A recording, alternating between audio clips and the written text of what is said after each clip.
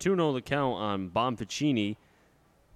Apologize for the technical difficulties. Malloy grounded out into a double play. Winkle started off with a single and gave the Blues their first hit. But then Malloy fell behind and grounded out to the shortstop Rinaldi for a tailor-made 6-4-3 double play. And Bonficini with a great eye, 3-0 at the plate.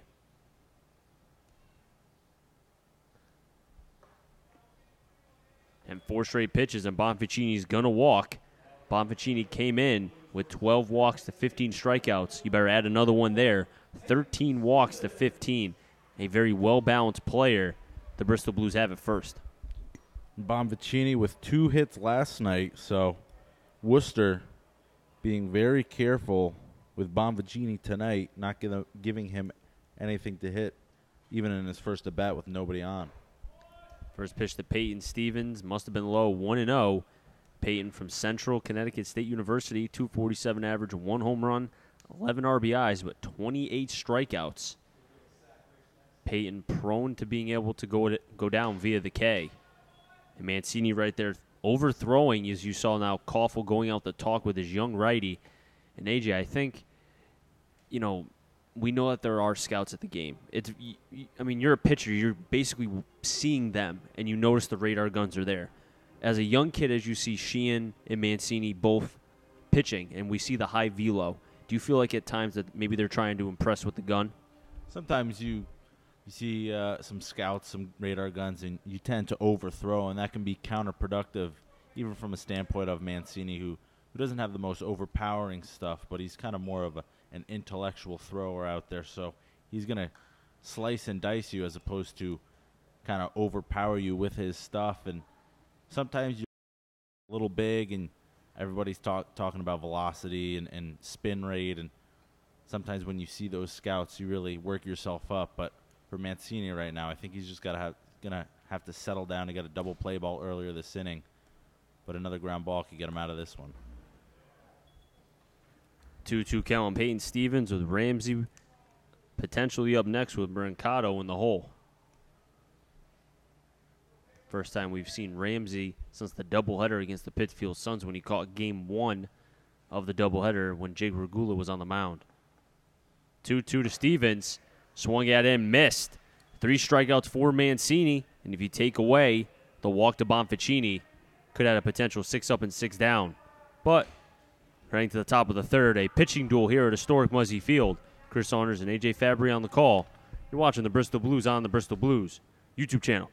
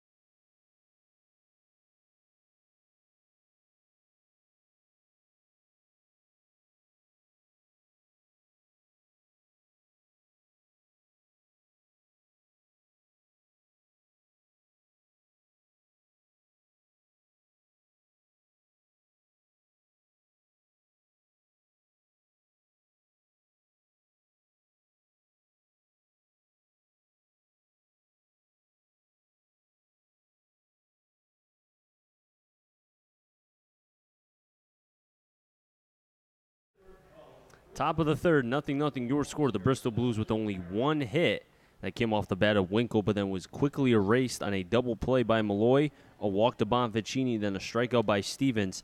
His third for the starting pitcher, Joseph Mancini. And now we'll have 7, 8, 9, Harris, Hansen, and Pesci. And Hansen rips that into right, and the Worcester Bravehearts will have their first hit here in the top of the third off the bat of Dustin Harris. Harris 1 for 3 last night against these Blues and continuing his hot streak, picking up a base hit and first pitch swinging away.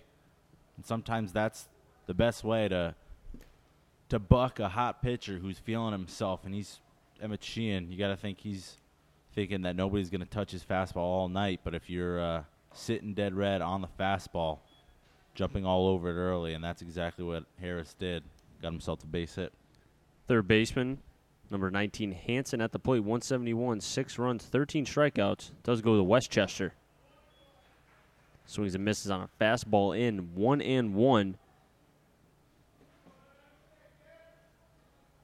It'll be interesting to see right here what kind of pitch selection that Sheehan will have if he'll show off the breaking ball. Must have been the changeup. Harrison's going to get to second on a wild pitch. And that's the biggest adjustment for Sheehan is the changeup and the curveball. At times he has shown to be effective with it, but so far we've seen 2 changeups. One good one not so good.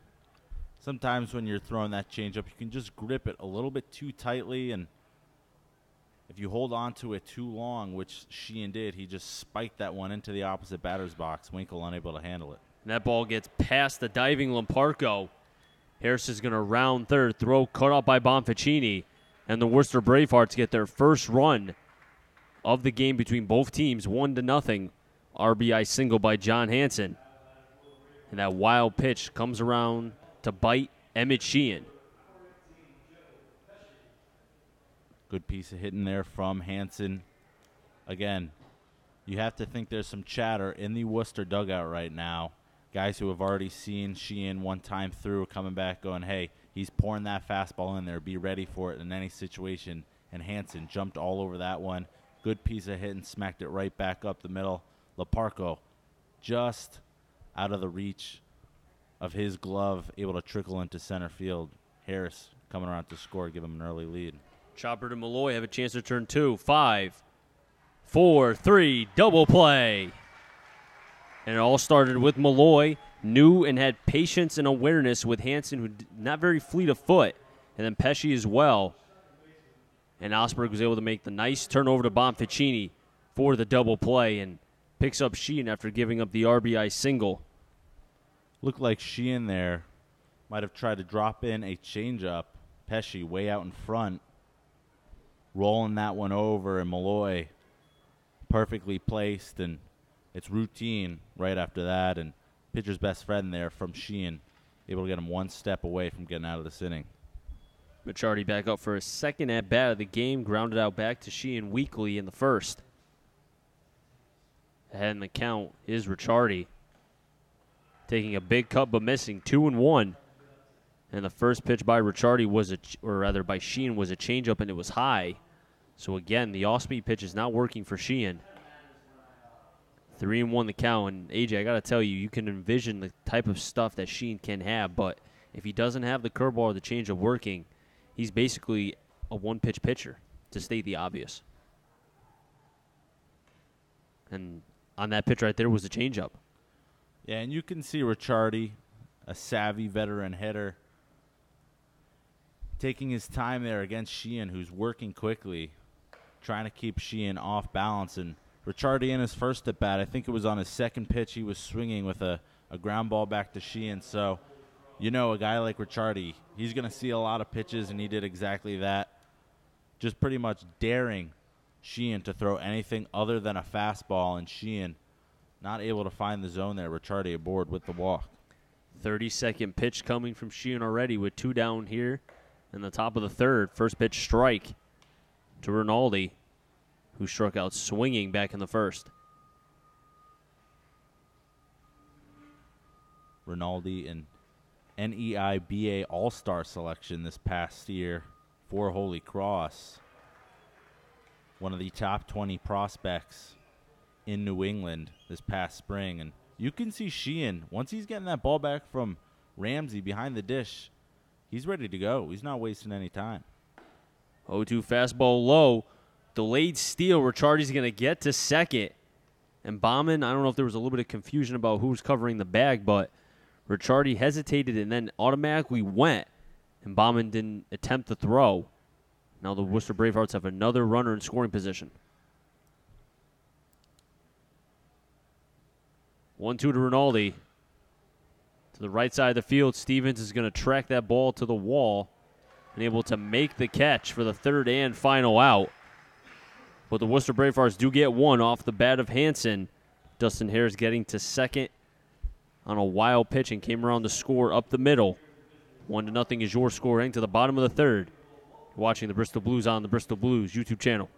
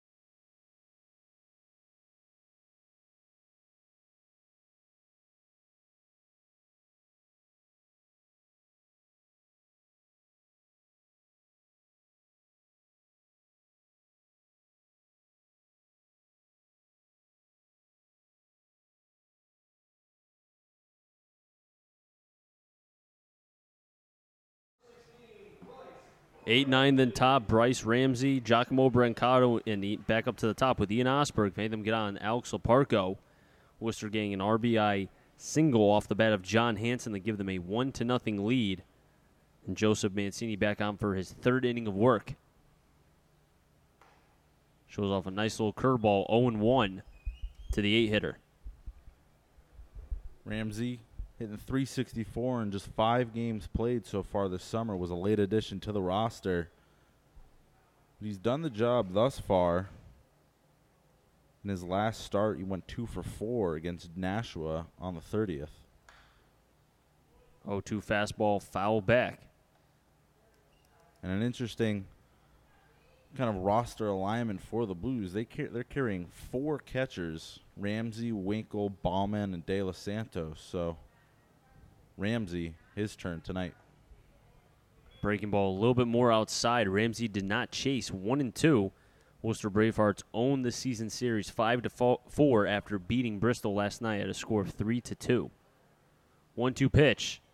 Fastball outside. 2-2. Bit of a pitcher's duel last night. And it was a Mac Chelly double in the 5th that put the Bravehearts up 3-1. Certainly the game still within reach for Bristol, but they were 2 for 11 with runners in scoring position, so did not really help their starting pitcher, Rich Brereton, out.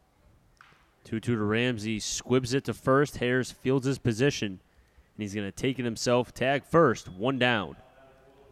Brereton went 4 innings strong, gave up just 2 runs, both of them earned, 3 hits and 4 strikeouts, but not a whole lot of run support from his offense.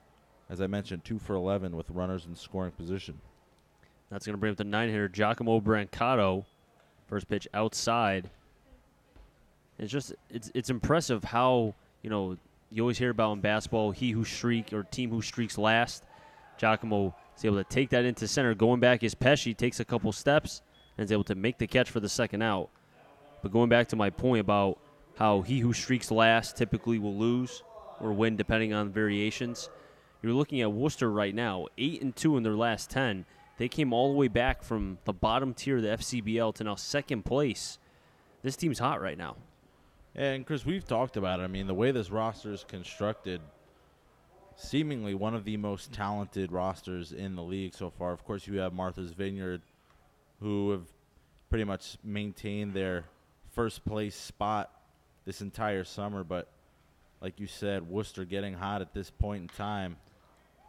Slicing the to left center, and Pesci records it for the third and final out. AJ, finish your point. But Worcester right on their heels, and they seem to be getting hot, picking up steam at the right time right now. So the dog days of the season right now, and a lot of the time it comes down to depth. This team's got a lot of depth and a lot of talent to go with it, and that's why they're winning games right now. And if you look at their transactions, they've made over 30. So, I mean, it's a case of where you look at multiple teams. Typically we'll have, a couple either with injury or maybe lack of production.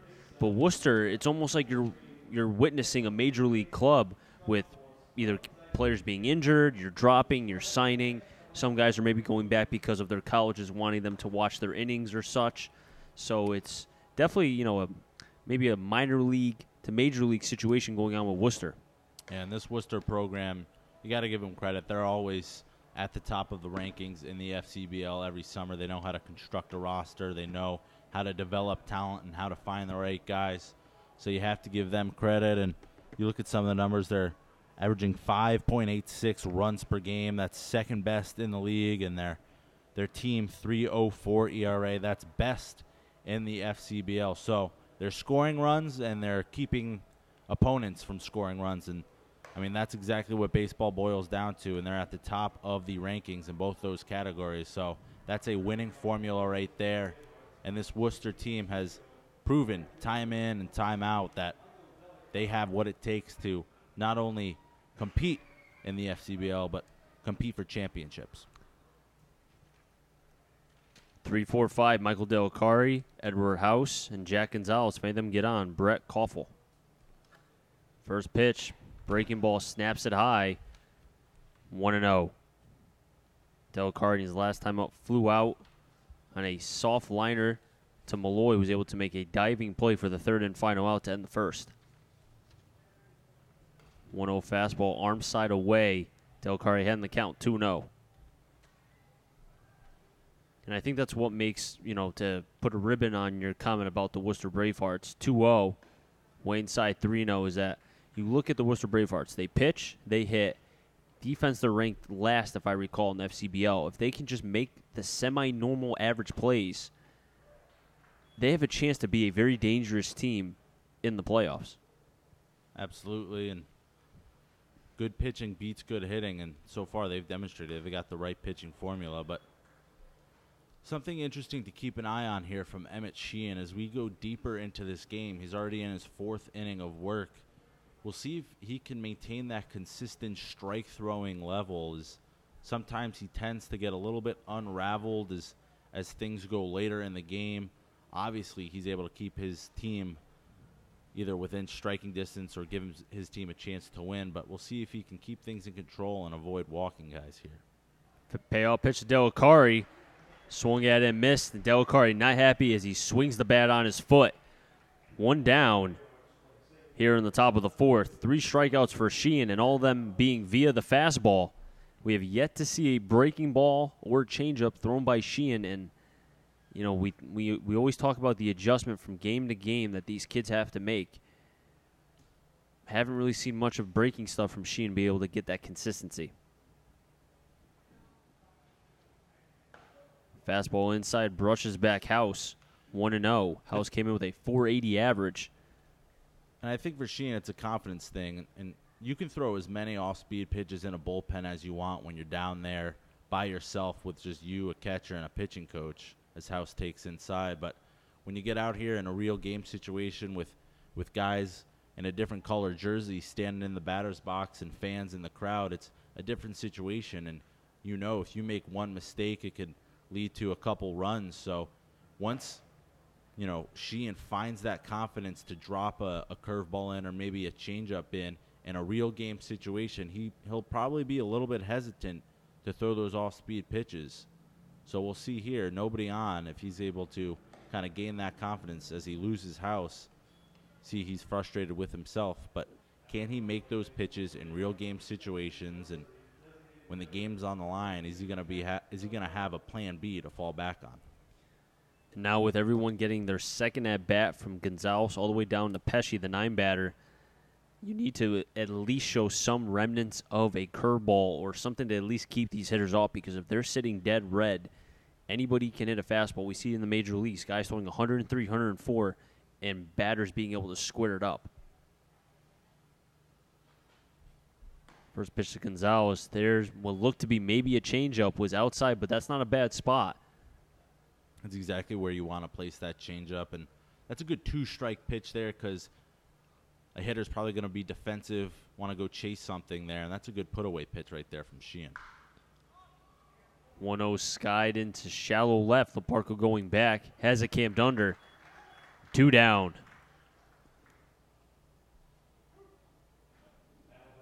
And that time, Sheehan was able to really get in on the hands of Gonzalez.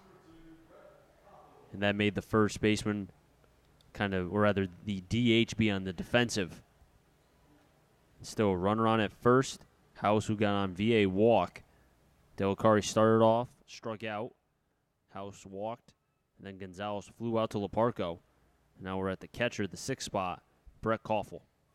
Sheehan right now at 47 pitches with 2 outs in the 4th, so very efficient so far.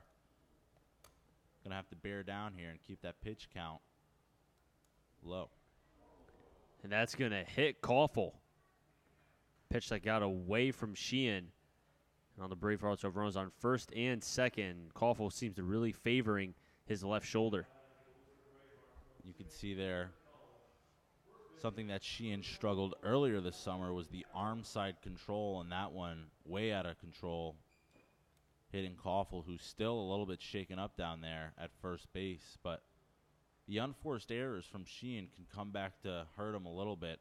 A 4-pitch walk to House, and now with 2 outs, hitting Koffel to put 2 men aboard here and kind of leading himself into a little bit of danger. Now, do you think having a guy like Bryce Ramsey, who, he's a college guy, he's been there for a couple years, catching someone like Sheehan who's entering college, maybe kind of, words of wisdom for a kid who's barely yet to even step on a college campus yet? Absolutely, and it's probably one of the most unique relationships in sport is a relationship between a pitcher and a catcher, and a lot of the responsibility falls on the shoulders of the catcher, knowing what your pitcher's comfortable with and knowing how to rein him in when maybe he's losing a little bit of focus and getting a little bit rattled out there on the mound. So for a young guy like Sheehan, it's huge for Ramsey. And Harris, again, as in his last at-bat, first pitch swinging, gets into center. The Bravehearts are going to get at least one on a RBI double by Harris. Scoring was House. Koffel's going to get to third. Brereton tried to get that throw in, but Koffel with the average speed of a catcher. And now the Worcester Bravehearts have runs on second and third, 2-0 here in the top of the 4th. You got to give credit to Harris there. His second base hit of the evening, and Chris, both of them coming on first pitch fastball. So he's going to school in the dugout, reading what Sheehan's doing to his teammates earlier in the counts. And he's going, listen, I've seen nothing but fastballs to everybody else in this lineup. He's gonna lay one in there right for me. And Harris able to jump on 2 first pitch fastballs, and he's got himself 2 hits with alongside an RBI. 0-1 is fouled as it was a chopper that entered foul territory before going over the bag, but Malloy being able to at least field the position, because you just never know if an umpire is going to say it's fair. But going back to your point about Sheehan, it's when you don't have a secondary pitch and you just mainly have a fastball, it's one thing to be a reliever. You can get through that for an inning, maybe 2. But as a starting pitcher, you need something to have these guys lay off your fastball. You got to give credit to the bottom half of the lineup for Worcester so far, as Hansen fouls one back. But Hansen, back in the 3rd, he drove in Harris on a base hit, and now Harris himself doing some damage with a 2-out single. So that's been the offense so far for Worcester, giving Sheehan some fits in the 7, 8, 9 spots. 0-2 to Hansen. Breaking ball high, didn't snap it down, kind of just was a cement mixer that stayed up in the zone. Hansen got an RBI single back in the 3rd to put Worcester up 1-0 at the time. 1-2, high fastball.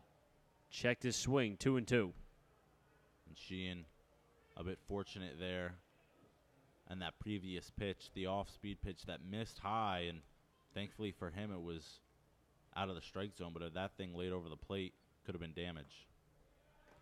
3-2 as Sheehan was trying to be able to dot that fastball somewhere and aim it rather than throwing it.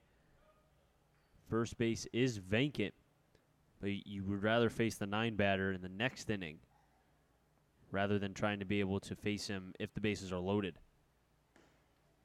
And Sheehan's going to another walk. That's going to force Jordy Shiner to go out and talk with the young righty.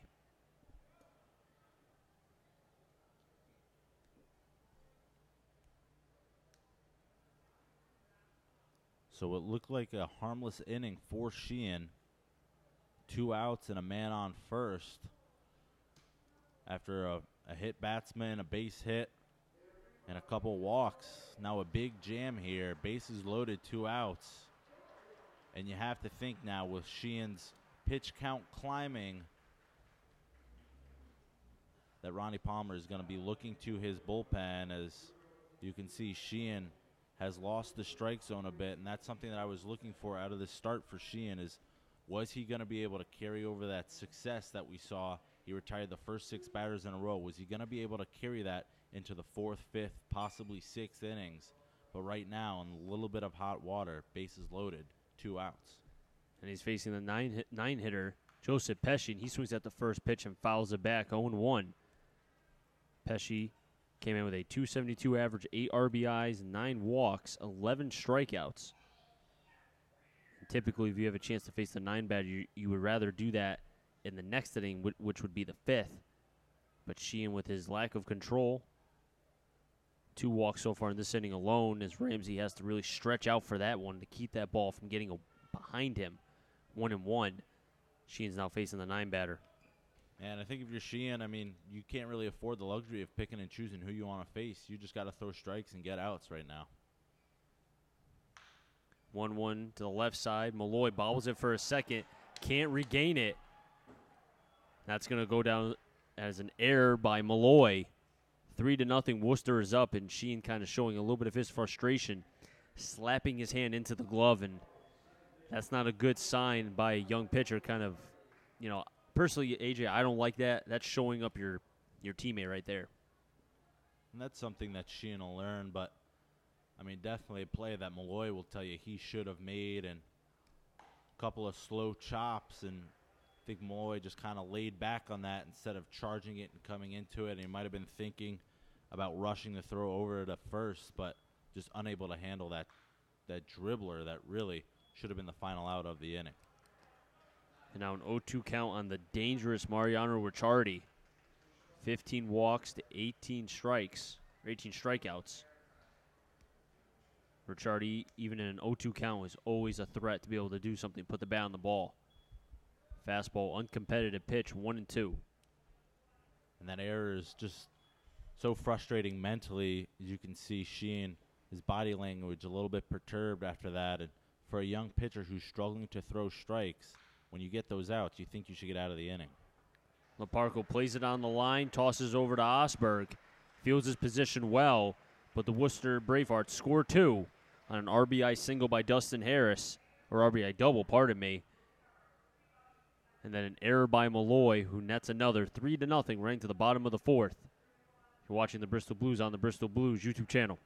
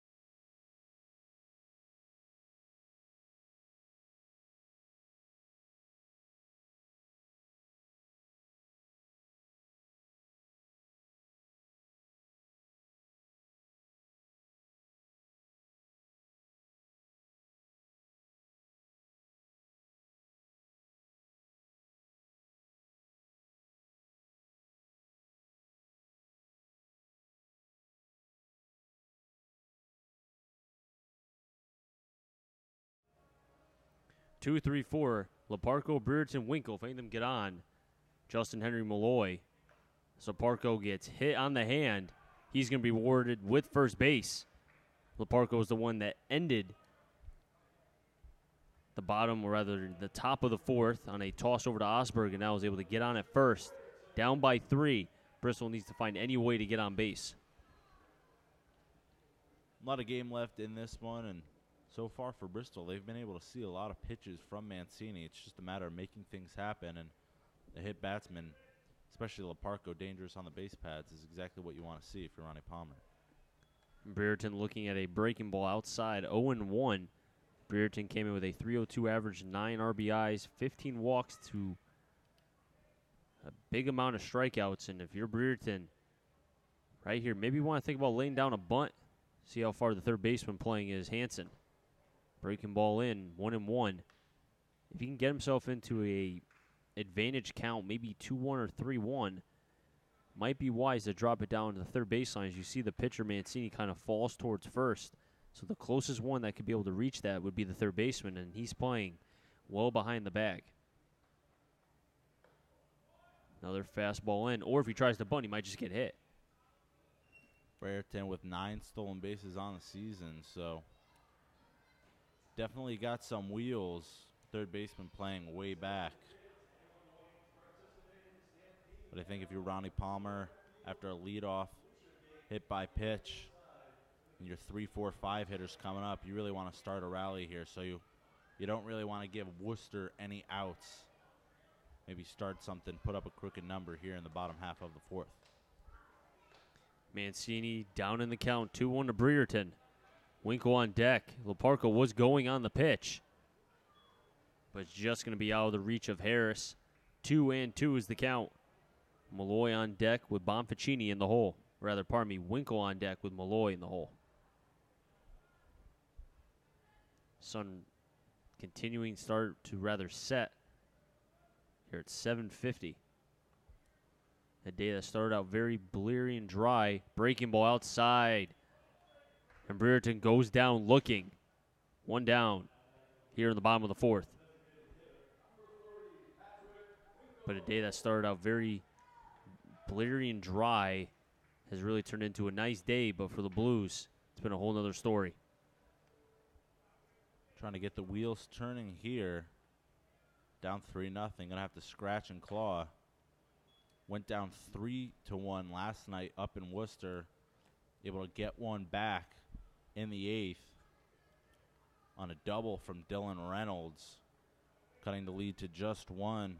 But Bristol unable to get the job done in the late innings. And we've seen sometimes this Bristol team threaten early on, but they're not able to put up runs. And as the innings start to come and go and you get into those the latter half of the game, Bristol might put a little bit too much pressure on themselves, and they're unable to come through in the big situations.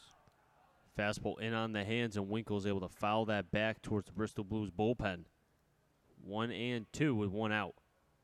And in that game last night, Reynolds, after his double, cut the lead to 3-2. He was on second base with just 1 out, so game-tying run in scoring position with just 1 out. But Ethan Hunt then came up and struck out, and Pat Winkle up to plate right now. He grounded out to end the inning. And Winkle strikes out, second consecutive strikeout for Mancini in this inning, 5 total. 4th one via swinging. And Mancini really kind of playing tricks with this Bristol Blues bullpen, throwing multiple pitches for strikes. As you've seen the fastball, we've seen a changeup, and the big thing, the breaking ball, something that Sheehan has not had in this game. Malloy, he swings at the first pitch and fouls it back. And Mancini out of Fairfield Prep and Patrick Winkle out of Amity, SEC rivals, going back and forth competing for league crowns. So both of those two coming out of high school the same year, they are well acquainted with each other. Malloy drives that into right center, but it's going to be Pesci who calls off Delicari and records the 3rd and final out. And the Blues, who start out with a walk to Leparco, strike out twice and fly out to center. Running to the top of the 5th. 3-0, Worcester Bravehearts are up over the Bristol Blues. Chris Arns and A.J. Fabry on the call between the Bristol Blues and the Worcester Bravehearts. Watching the Bristol Blues on Bristol Blues YouTube channel.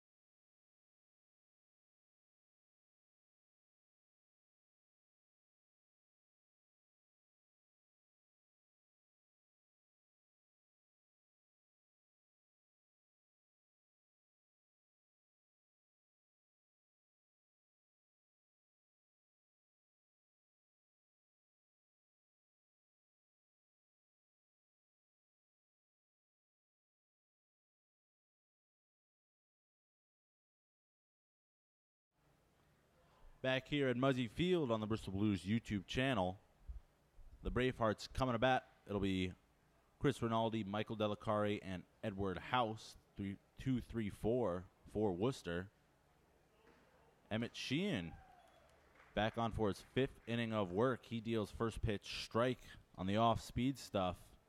0-1 the count to the shortstop Rinaldi. Rinaldi swinging at the second pitch, fouls that one back, so Sheehan quickly ahead, 0-2, and Blues manager Ronnie Palmer showing some faith in his righty after a bit of a troublesome inning in the 4th, as Rinaldi lines one to Osberg, who makes the play for the first out of the inning.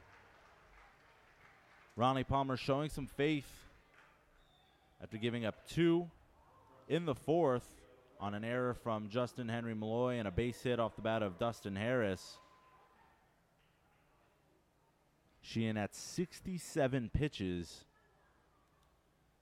He'll face Michael Delicari, the 3-hitter out of SUNY Oswego, who takes ball 1 low in the dirt. And last inning I did mention, with just 1 man on and 2 away, Sheehan was at just 47 pitches, and I guess I gave him a little bit of the commentator's curse as 2 runs then came around to score as Sheehan misses high and away, 2-0. But Sheehan dancing out of some trouble there, was bases loaded, 2 outs. As Delicari takes strike 1, able to induce a ground ball off the bat of Mariano Ricciardi to get out of the inning. So limiting the damage, stopping the bleeding when necessary. Gave up 1 run in the 3rd, 2 in the 4th. And that's your score so far, 3-0. Worcester leads here at Muzzy Field.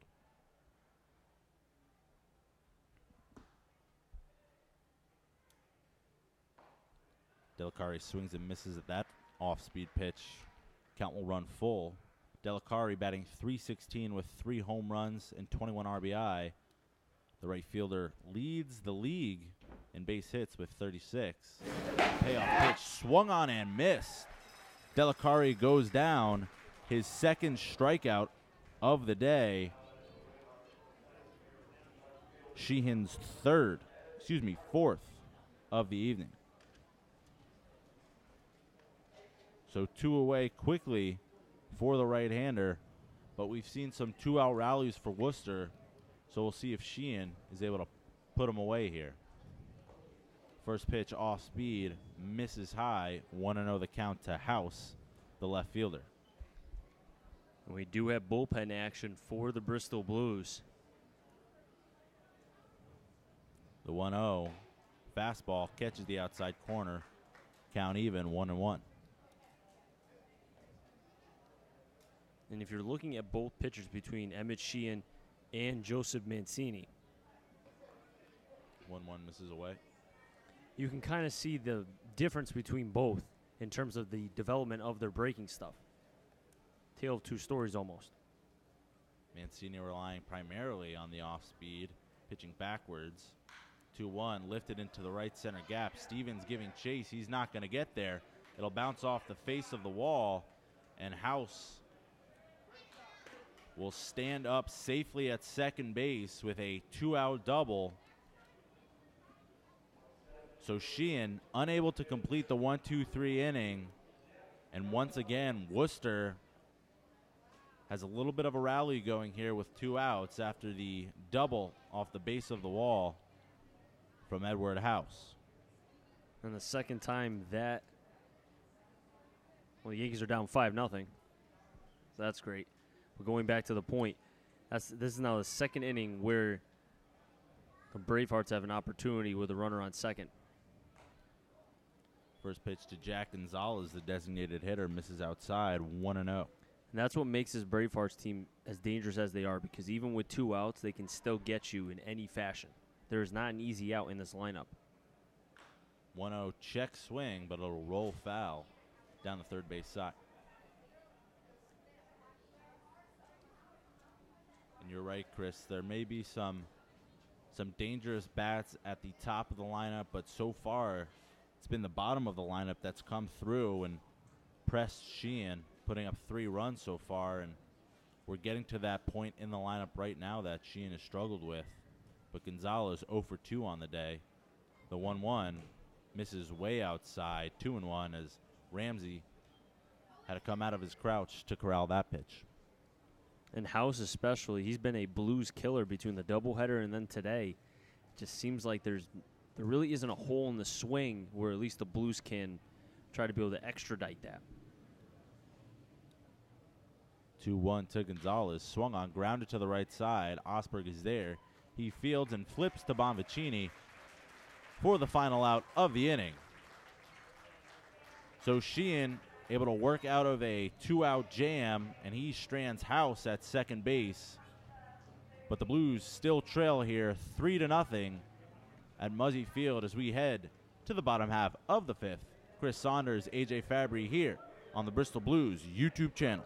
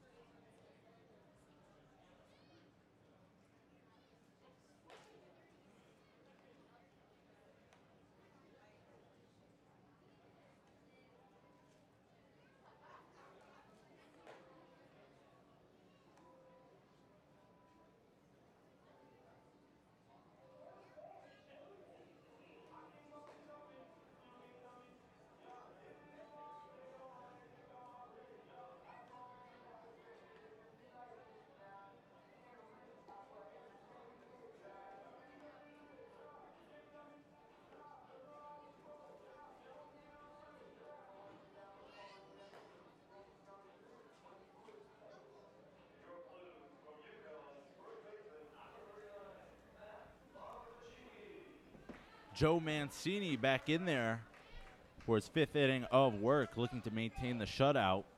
Trying to break that up will be Matt Bonvicini, Peyton Stevens, and Bryce Ramsey here for Bristol. Bonvicini yet to be able to have... As he grounds one to the left side, Rinaldi fields and fires. 1 pitch, 1 out here in the 5th. I was about to say, he's walked in the second, so he has yet to really have an official appearance. But right there, he'll be 0-1 after grounding out. And that's the first time I've seen Bonvicini ever really swing at the first pitch. You don't see that from the lefty. Trying to crack the code of Joe Mancini, who's surrendered just 1 hit thus far to this Bristol lineup, as Peyton Stevens takes strike 1. Stevens struck out back in the second inning to end that bottom half. The 0-1 swung on, fouled back quickly, 0-2 to the right fielder. And that gave Stevens 29 strikeouts, only, or rather 2 behind, or pardon me, 3 behind his teammate Brereton. Stevens getting the start tonight after the day off last night. The 0-2 misses outside. And Chris, that's an interesting number you bring up there. Stevens and Brereton among the tops in the league in strikeouts. So 1 and 2. Back-to-back for the Blues. The 1-2 misses just outside, 2-2, and that's something you don't want to be back-to-back on for that number. 2-2 to Stevens, misses outside, so after Mancini jumps ahead 0-2, Stevens able to work the count back full, 3-2, one out here in the bottom of the fifth. The pitch swung on, grounded up the middle. It'll get past Rinaldi into center field. So Stevens is aboard with the second hit of the night for the Bristol Blues. And Stevens fell behind in the count and was able to lay off a lot of pitchers' pitches from Mancini. Took it to 3-2, was able to get enough for the bat on the ball and drive it up the middle for a base hit. That's an impressive at-bat from now the sophomore at Central Connecticut right there. And something we don't always see from Stevens is an up-the-middle approach where he just took that fastball over the plate, not trying to do too much, as Stevens running on the pitch, and he is out. It looked like it was a hit and run because Ramsey flailed at that pitch, looked like it was an off-speed in the dirt, and I think Coach Palmer had the hit and run on there, and Stevens was left out to dry. So 2 away here on the caught stealing. The 0-1 off speed in there. So after Stevens is caught stealing, Ramsey now quickly in the hole 0-2, and Mancini could get away with a quick 1-2-3. But Ramsey fouling this one down the line to stay alive. I don't know if I agree with having a hit and run on a guy who only has 11 at-bats on the year. He's in the bottom of the order. It's one thing if it's Osberg or Leparco to be able to do that, but to have someone like Ramsey who we really haven't seen a lot of, a little questionable right there. The 0-2 pitch, nubbed foul, so Ramsey hanging tough. And Coach Palmer trying to get a little bit of action going here with the Blues at the plate, but it backfires as Stevens was thrown out by a mile. The 0-2 pitch lifted into left field, and that'll drop in there for a base hit. So Ramsey able to fight off an 0-2 pitch for the base hit into left field. He's aboard with 2 away. And that was a hanging breaking ball from Mancini, and while maybe it looks bad that Peyton Stevens got caught because of that and the hit and run, and we talked about how maybe he was a little questionable on that, you just don't know what the pitch sequence is going to be if Peyton Stevens is still on base. You might have seen a fastball, and Ramsey could have easily have cut at and missed, as he showed earlier in his first at-bat and then now. But a good piece of hitting, though, by the catcher. Brancato up to plate. He lifts one foul, and that'll fall out of play. 0-1 the count to the left fielder. Brancato flew out to center field, put a good charge into one, but just got a little bit under it. Pesci out in center field, able to take a couple steps back and make the play. Brancato coming into this one hitting just 149, so Palmer giving him some opportunities to change his fortunes as he takes one low and away, 1-1 the count. If Brancato could find a way to get on base, Osberg will be up at the plate. 0 for 2 on the day is the leadoff batter. The 1-1 from Mancini catches the outside corner. Good fastball from the righty. 1-2 the count now to Brancato. And Brancato's last hit came on June 21st against the Brockton Rocks. So it's been quite some time for this right-handed batter playing left field tonight.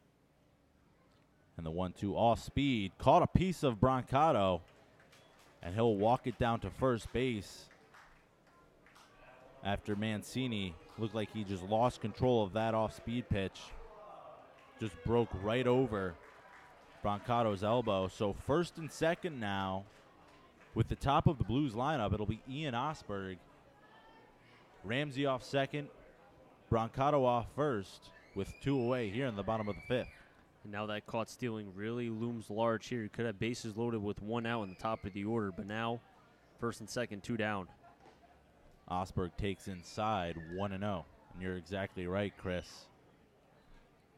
A bit of bad luck for the Blues is now what could have been a big rally. Osberg needs a base hit to score a run. He lifts one down the left field side, slicing foul, and it'll land out of play as the count evens. 1 ball, 1 strike. And this game's been having a very quick pace to it, not something that we've seen the last couple games.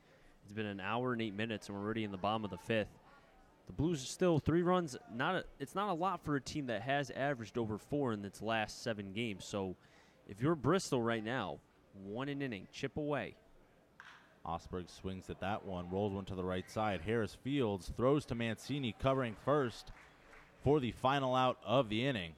So the Blues threaten. Couple of base hits off the bat of Stevens and then Ramsey, but a caught stealing, and Osberg there grounding out with 2 men on as the Blues strand both Ramsey and Brancato here in the fifth. 3-0 your score. Worcester leading Bristol. Here on the Bristol Blues YouTube channel. We'll be right back.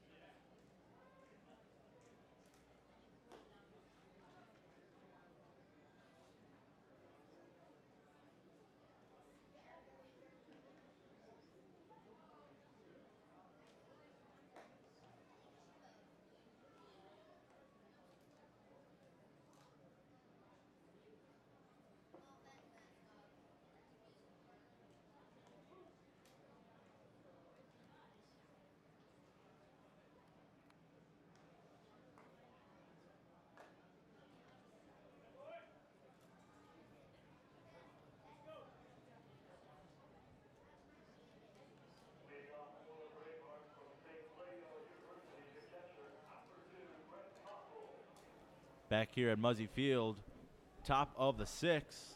Bravehearts leading it 3-0. It'll be Brett Koffel, Dustin Harris, and John Hansen for the Bravehearts here. And Emmett Sheehan back onto the mound for inning number 6. And I believe this is about as deep we've seen him go into his starts, making his 3rd start of the season. As Koffel swings and misses at pitch number 1. Koffel 0 for 1 on the day. Struck out in the 2nd, was hit by a pitch, and came around to score in the 4th for one of the 2 runs for the Bravehearts. 0-1. We see it. Sheehan there trying to go curveball, but missing in the same place that he missed last start. Way up as he's unable to locate that off speed. 1-1. Fastball fouled right back here to the press box. Hits the netting. 1-2 the count. And Sheehan right now is trying to curve the breaking ball. What I mean by that is he's forcing to. There's a difference between curving a breaking ball and then spinning it. You can tell right here he's forcing to curve it rather than getting that natural spin rate of being able to drop that ball and bringing it down. 1-2 swung on and missed. Who needs a curveball when you've got that fastball? As he gassed up Koffel right there for his 5th strikeout of the evening. 1 away here in the 6th, excuse me. And that's going to be the biggest development for Sheehan at the next level. He needs to get a somewhat remnant of a curveball and then show a changeup. Otherwise, he's going to be destined for the bullpen. And he could be a lights-out reliever for Boston College, as we've seen multiple guys before. The recent player drafted by the Mets last year from the Gunnery, he was a guy who was in the bullpen, showed a slider in his sophomore year, became a starter, won the 1st round. Dunn was the name, wasn't it? Yes. Justin Dunn, I think it was. So he doesn't need it. I mean, yes, is it great if he had it now? It'd be fantastic, and I'm sure he would love it. But the more reps he gets, I think will better off Sheehan. And that's why being in the FCBL allows him to do that, because he can make the mistakes. You'd rather make them here than in college. The 1-1 to Dustin Harris. Misses inside, 2-1. Harris having a good night so far. He's got Sheehan's number, 2 for 2, with a pair of base hits. Didn't swing at the first pitch. The 2-1 pitch misses low and away, 3-1. And Chris, as you talk about repetitions,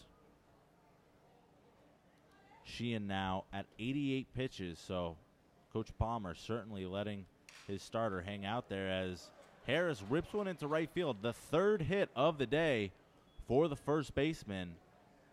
So Harris having quite the day at the plate for the Bravehearts. He is owning Emmett Sheehan right now, just like how Edward House owns the Blues. Harris just, for some odd reason, has the knack to be able to attack Sheehan's fastball. And you saw when it was a 1-1 count that there was a breaking ball away, and Harris didn't chase it because it was a high pitch. If he threw that for a strike, then you put Harris on the defensive. He didn't, and you saw what happened right there, a single to right. First pitch to John Hansen. About a 52-footer as Ramsey had to smother that one. That one bounced about 6 or 7 feet in front of the plate. 1-0 the count. Those are the hardest ones to be able to block because as soon as they hit the dirt, they can go multiple ways. The 1-0 fastball swung on and missed. 1-1 the count to the Worcester third baseman. And seeing the one thing I've noticed now, seeing Sheehan consistently start between the last game against Nashua and now, is that on his fastball, he lets it free and easy and go. But on his curveball and his changeup, he looks like he alters his mechanics. 1-1 lifted into right field. Going to be a tough play for Stevens, who's charging. He's not going to get there. It'll drop in there for a bloop. Stevens will have to field it on the bounce. So Hansen in there with a bloop single, and just like that, it's first and second with just one out. The 9-hole hitter, Joe Pesci, due up for Worcester. John Hansen 2 for 3 on the day with an RBI and a walk. Bravehearts now with 6 hits here at historic Muzzy Field, but Sheehan again having to throw that fastball and really not having the remnants of a curveball. And if he had one right there, maybe he gets a weakly hit pop-up. But even with Hansen late on the fastball, he just gets enough to right field for a single. And if you look at the 7-8 holes for Worcester, Hansen and Harris, they're a combined 5 for 5 now off of Sheehan as Pesci fouls one off his foot. Harris with 3 singles, Hansen with 2 singles and a walk. So the combination of Harris and Hansen has been a riddle so far for Sheehan as they've reached base all 6 times they have come to the plate. And they've got another rally brewing here.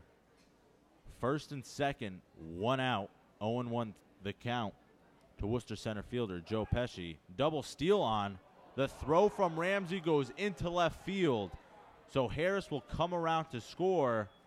Hansen moving to third as Ramsey threw that one. Airmailed Justin Henry Malloy as Worcester extends their lead to 4 here in the 6th. And Chris, it looked like Harris was going to be out by a mile over at third, but the overthrow from Ramsey allows both runners to advance. 4-0 now in favor of the Bravehearts. The 0-2 misses high, and after that throwing error, Ronnie Palmer is going to bring his infield in for the 9-hitter. The throw by Ramsey, the footwork was a little sloppy. As you saw, he landed more so in the box where if you're throwing towards third base, that left foot has to be on the corner. Sheehan drops the off-speed pitch in there. So Sheehan will do it himself. Off-speed in there for a called strike 3, second out of the inning, and it looks like that will be all for the righty headed to Boston College as Ronnie Palmer has not made a signal to the bullpen yet, but it looks like Sheehan will be coming out of the game. So after the throwing error from Ramsey, Sheehan able to record the strikeout, but Palmer has seen enough as he goes to the bullpen. With a man still on third, 2 away here, Worcester leads 4-0. We'll be right back here on the Bristol Blues YouTube channel.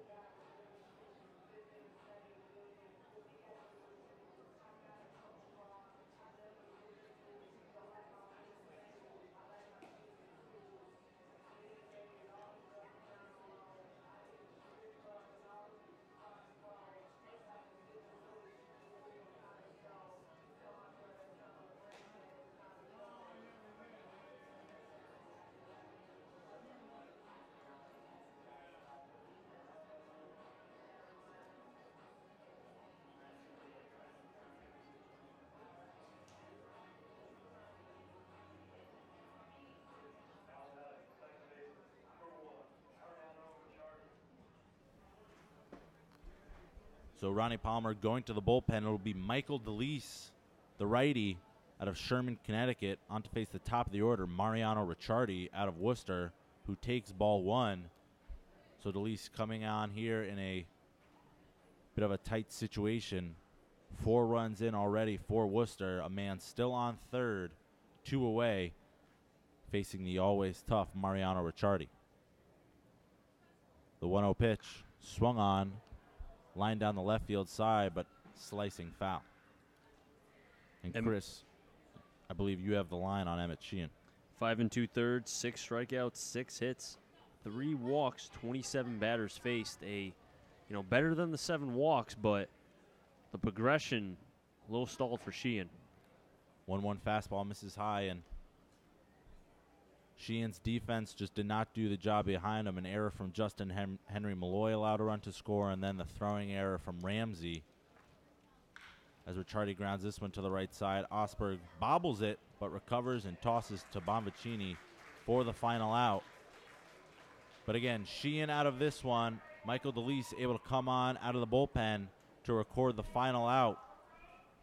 But the Bravehearts get 1 run on 2 hits and a big throwing error by the catcher, Bryce Ramsey, as they extend their lead 4-0 now as we head to the bottom of the 6th. Here on the Bristol Blues YouTube channel, Chris Saunders, AJ Fabry will be right back.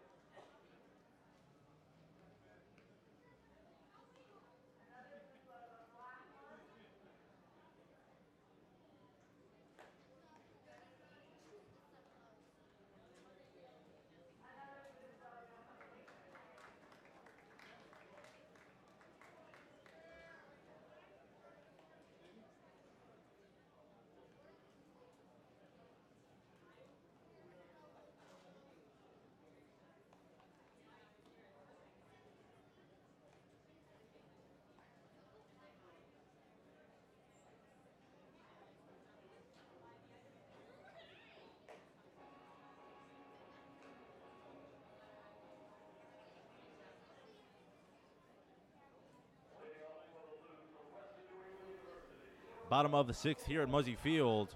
The Blues need some offense, and they need it quickly as they trail 4-0 to Worcester. Alex Leparco set to lead things off for the Blues, and he takes ball 1. Joe Mancini still in there for Worcester. It'll be Leparco, Brereton, and Winkle set to hit here for Bristol. Leparco takes low, 2-0. And you don't want to talk about how many outs, rather, the team has left, but 12 outs the Blues have left to play with. This game's going quick. The 2-0 lined into the hole and into left field. So Leparco, with his first hit of the evening, leading things off yet again with another base hit. 1 for 3 on the day, a fly out back in the first. He walked in the fourth, or rather 1 for 2. Walked in the fourth, and a single tomahawk was attacking that fastball and was able to get into left field. So the Bristol Blues starting off at least with a runner on here in the 6th. Brereton swings and misses at that off-speed pitch. 0-1 the count. And you're exactly right, Chris. Leparco led off the 4th after he was hit with the 3-4-5 hitters coming up, but nothing doing. Brereton fouls this one back, and Brereton 0 for 2 on the day with 2 strikeouts, one of them swinging, one of them looking, and quickly down in the count, 0-2, looking to avoid his 3rd K of the day. Brereton's going to have to shorten up. He's been vulnerable to the strikeouts, leads the FCBL via the K. The 0-2 in the dirt, Brereton able to lay off 1-2 the count. And I think what's more impressive is that he still ranks in the top 10 for average, even with all the strikeouts that he has. So to his credit, he's just been striking out. It's either he strikes out or he somehow finds a way to get a hit. Brereton waits the 1-2 up and in. as the count evens 2-2. And for the early part of the season, it was back and forth. It was Brereton started off the season immensely hot. He was hitting over 400 for the first 2 weeks, and then all those strikeouts started to rack up as he swings and misses there. As he loses his bat, might have been a little bit of frustration on the end of Brereton, but he is down swinging, his third strikeout of the night. And as I was saying, started off this season extremely hot, cooled off big time, and kind of leveled things out, but still above 300. But after 3 strikeouts tonight, you can expect that to dip below the 300 mark, and that'll bring up Pat Winkle, who struck out in his last at-bat. He takes ball 1 high. And for Brereton, once you commit with that front hip and it goes and your weight starts to transfer, if you're guessing wrong, and you saw right there on the breaking ball, he was completely fooled, it's a tough way because then you have to really trust your hands, and Brereton missed it completely. The 1-0 misses low, 2-0. That's why as a hitter, if you're not going to keep your hands back, you need that weight, because once the weight goes, all you have left is your hands, and they're going along for the ride. Winkle and Mancini, former SEC foes. As Winkle sends this one deep into right field, giving chase is Delicari, but he will make the catch at the track as Leparco has to hustle back to first to avoid being doubled off. But Winkle put a charge into that one, missed a home run by about 3 feet as Delicari was able to make the play on the edge of the warning track, Chris. See, I don't know if there's a way for us to be able to point at the flag on the right-hand side of us, but it's blowing in, and that ball more so right center as where the wind is blowing, and it kept the ball in just enough. If this was in the afternoon, that ball is a home run, but because of it being at night, the wind playing a factor. Justin Henry Malloy takes strike 1, and off the bat, you're right, Chris. That looked like it had a chance, but once it hung up there, right around the height of the lights, things really slowed down as Malloy spanks one up the middle. Great play from Rinaldi. He throws to first, not in time. So Malloy aboard with an infield single. Good effort there from Rinaldi to glove that one, but Malloy, too quick, beats that one out for an infield single. He's aboard with 2 away. I would like to know what Malloy's exit velocity off the bat is, because he hits the ball hard every single time, kind of like Aaron Judge, where it's very hard to be able to get to a lot of his balls because they're hit so hard that by the time that you react, it's already behind you.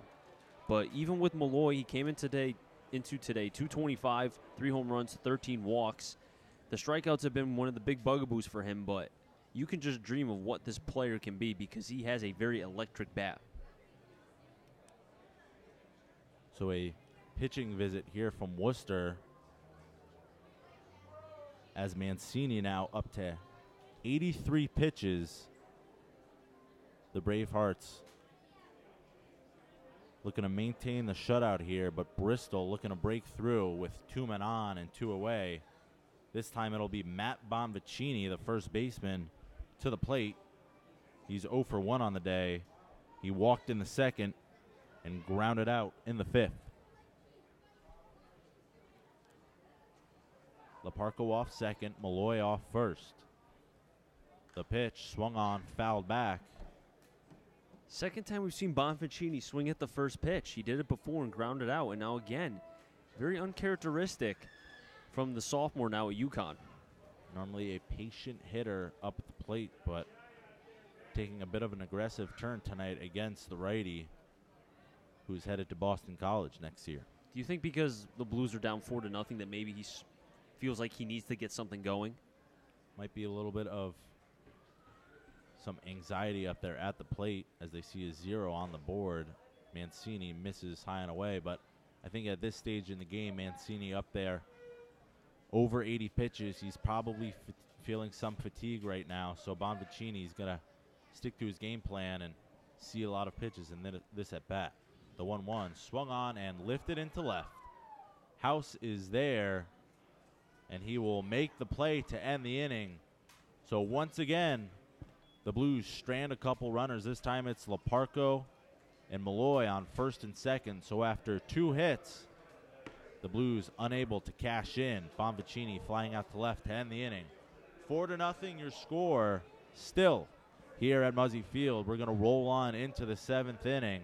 Worcester leading Bristol. Chris Saunders, A.J. Fabry here on the Bristol Blues YouTube channel. Stick around, folks. We'll be right back.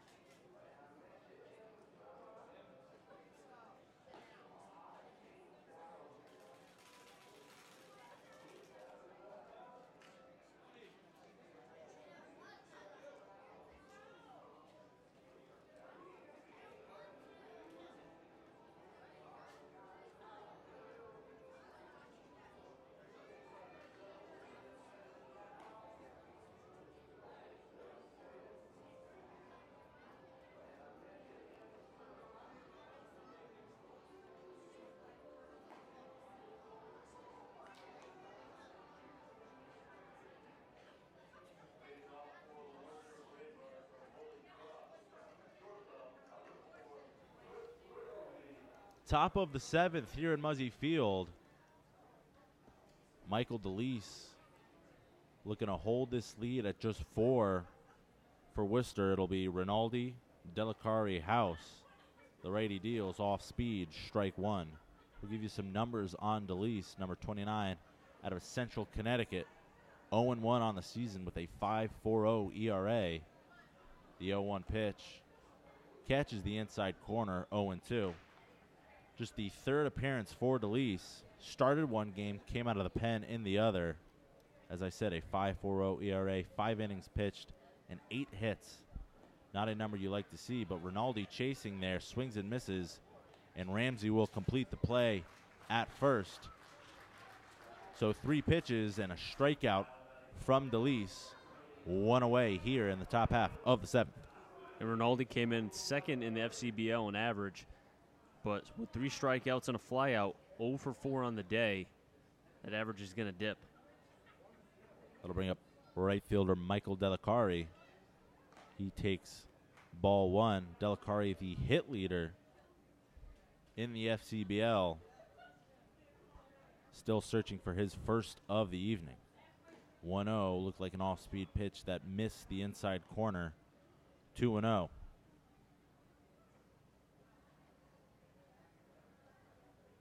The 2-0 fastball bounced off the plate. Bonvicini will feel a little bit of a miscommunication, and Delacari will be safe there as an awkward play over there by the first base side. You saw Bonvicini giving chase and DeLeese giving chase. They both kind of looked at each other, but didn't sound like there was any communication out there on the field, as Delacari will be in there, and will be intrigued to see how that one is ruled, as not sure who you can really blame on that if you're going to rule that one an error. But nonetheless, Delacari on first with just 1 out. I would blame it on the pitcher and the first baseman, the lack of communication because of that ball, the way it was hit. Technically, you could say that DeLeese, because of the way he falls towards first base. Pickoff attempt, and Delacari is done. DeLeese with a quick move. Delacari looked like he was leaning, and Delacari grabbing his left shoulder looks to be in a little bit of pain, but a quick snap throw off the bump from DeLeese, and he erases that misplay over there at first. So Delacari off the base pads, 2 away here now for House. Called strike, 0-1. But for that play, gracefully, though, DeLeese was able to get the pickoff. But in that situation, a ball hit that high, you have to judge it right off the bat. Either the pitcher's going to get it or the first baseman, and then you have to go. 0-1 to House. Off speed misses outside. The count evens. 1 ball, 1 strike, and you're right there. And we've talked about the limited practice time. Sometimes not a lot of time for PFPs, and came back to bite the Blues there. But DeLeese able to erase the misplay with the pickoff. 1-2 the count now to House. I'll be interested to see if Delacari comes back out for the bottom of the 7th because of it being his left shoulder. And a huge portion of this Worcester offense.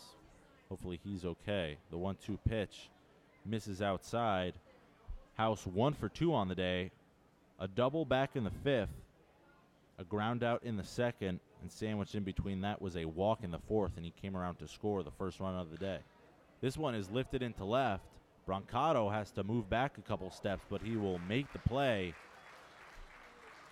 So DeLeese able to get out of a bit of a tricky situation after giving up an infield single to Delicari. The pickoff throw and the fly out to left will do it here in the top of the 7th. We'll stretch here at Muzzy Field.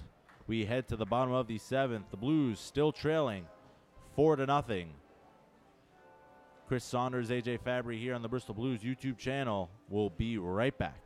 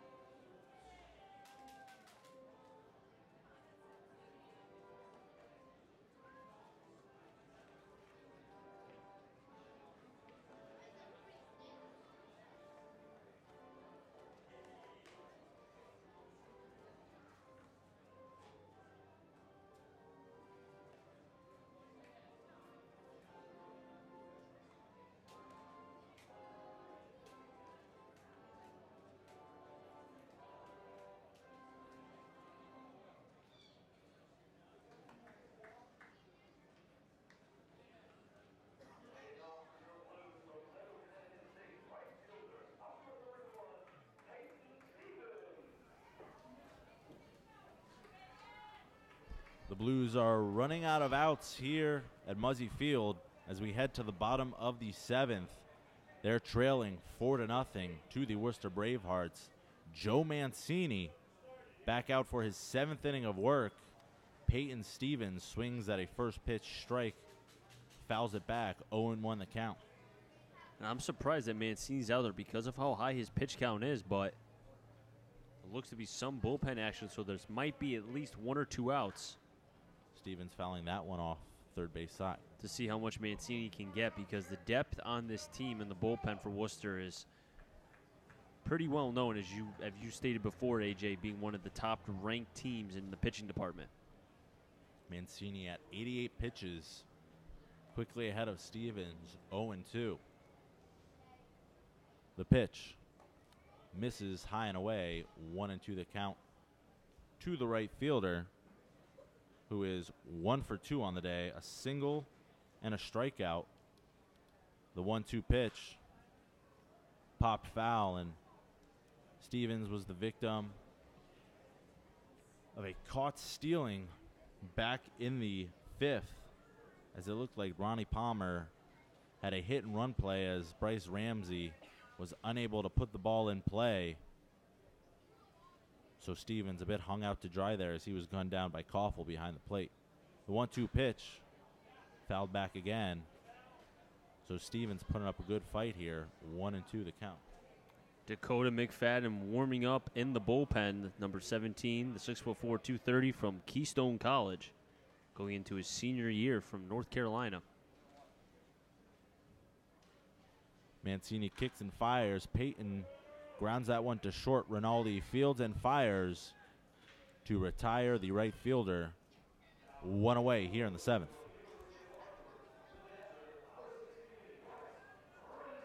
That'll bring up Ramsey, 1 for 3 on the day, a ground ball in the 3rd, and then a single to left after an attempted hit and run action that ended up getting Stevens caught.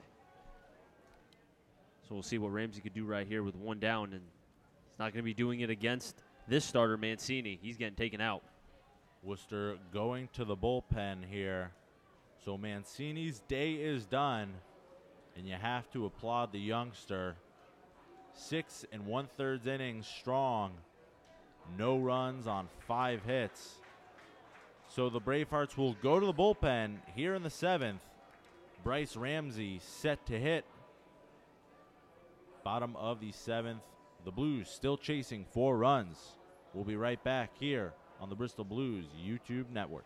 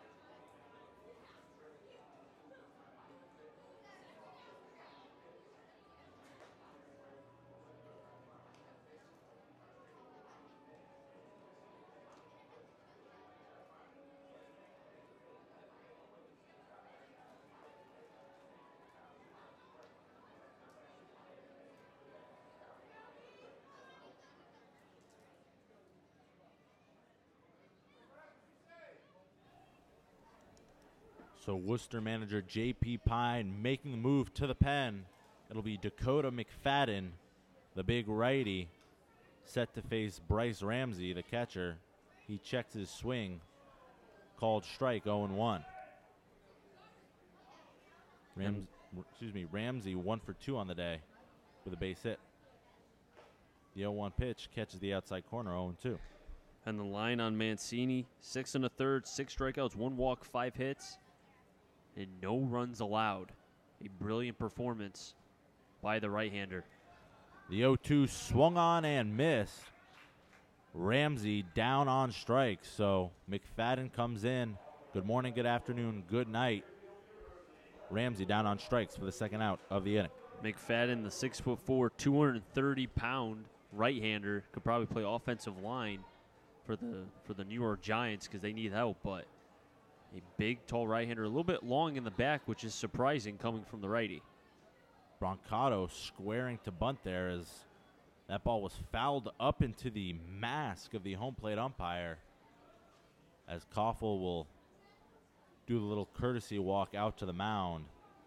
Looks like the home plate umpire will walk it off okay, but interesting there to see Brancato trying to snap out of a slump, looking to drop one down for a base hit. That was nice of J.P. Pine to be able to go out and talk with the umpire, kind of being a little gracious with, hey, are you okay? Seeing Koffel go out there as well to allow the umpire some time because, as we've talked about many times, an umpire and a catcher know what it's like to get beat up between foul tips and just the rigors of being behind home plate. So there's a little bit of a relationship between both sides. McFadden 1-0 on the season, making his 8th appearance. All of them out of the pen, and he's done a fine job for this Bravehearts team as Brancato takes strike 2. 1-0, as I said, just a 2.16 ERA. 8 1/3 innings pitched, 8 hits, 3 walks, 11 strikeouts. The 0-2 misses low and away. 1-2 the count now to the 9-hole hitter, Giacomo Brancato, who flew out in the 3rd and was hit in the 5th. 1-2 pitch swung on and missed. So McFadden does the job. 2 batters faced, 2 strikeouts for the righty out of North Carolina. As we head to the 8th, still nothing doing for this Bristol offense. Worcester leads it 4-0 here on the Bristol Blues YouTube channel. Here's a stat for you.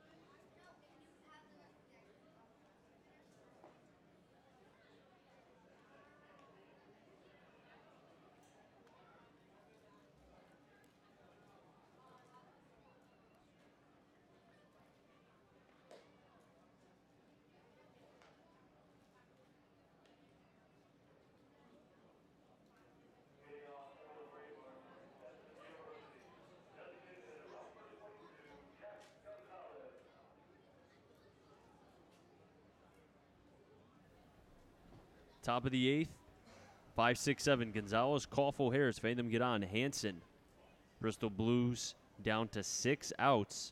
The bottom of the 8th and bottom of the 9th, down 4-0 against the Worcester Bravehearts. Michael DeLeese back on the mound for another inning of work. This game flying by. 8:46, hour and 46 minutes, and we're already in the 8th. First pitch swinging is going to slice foul up the third baseline. Gonzalez 0 for 3 on the night. A couple of pop-outs to short and a ground ball to second. Looking to get on the board.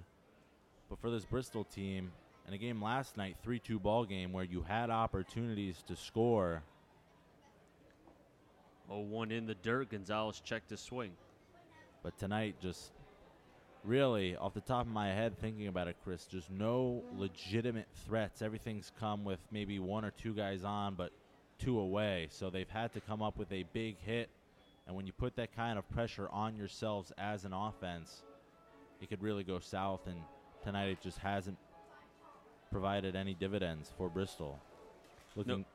Go ahead, Chris. No, it really hasn't. I totally agree with you 100% on that. And it's definitely a factor where you look at you just see the potential with the Blues sometimes, but then the consistency factor.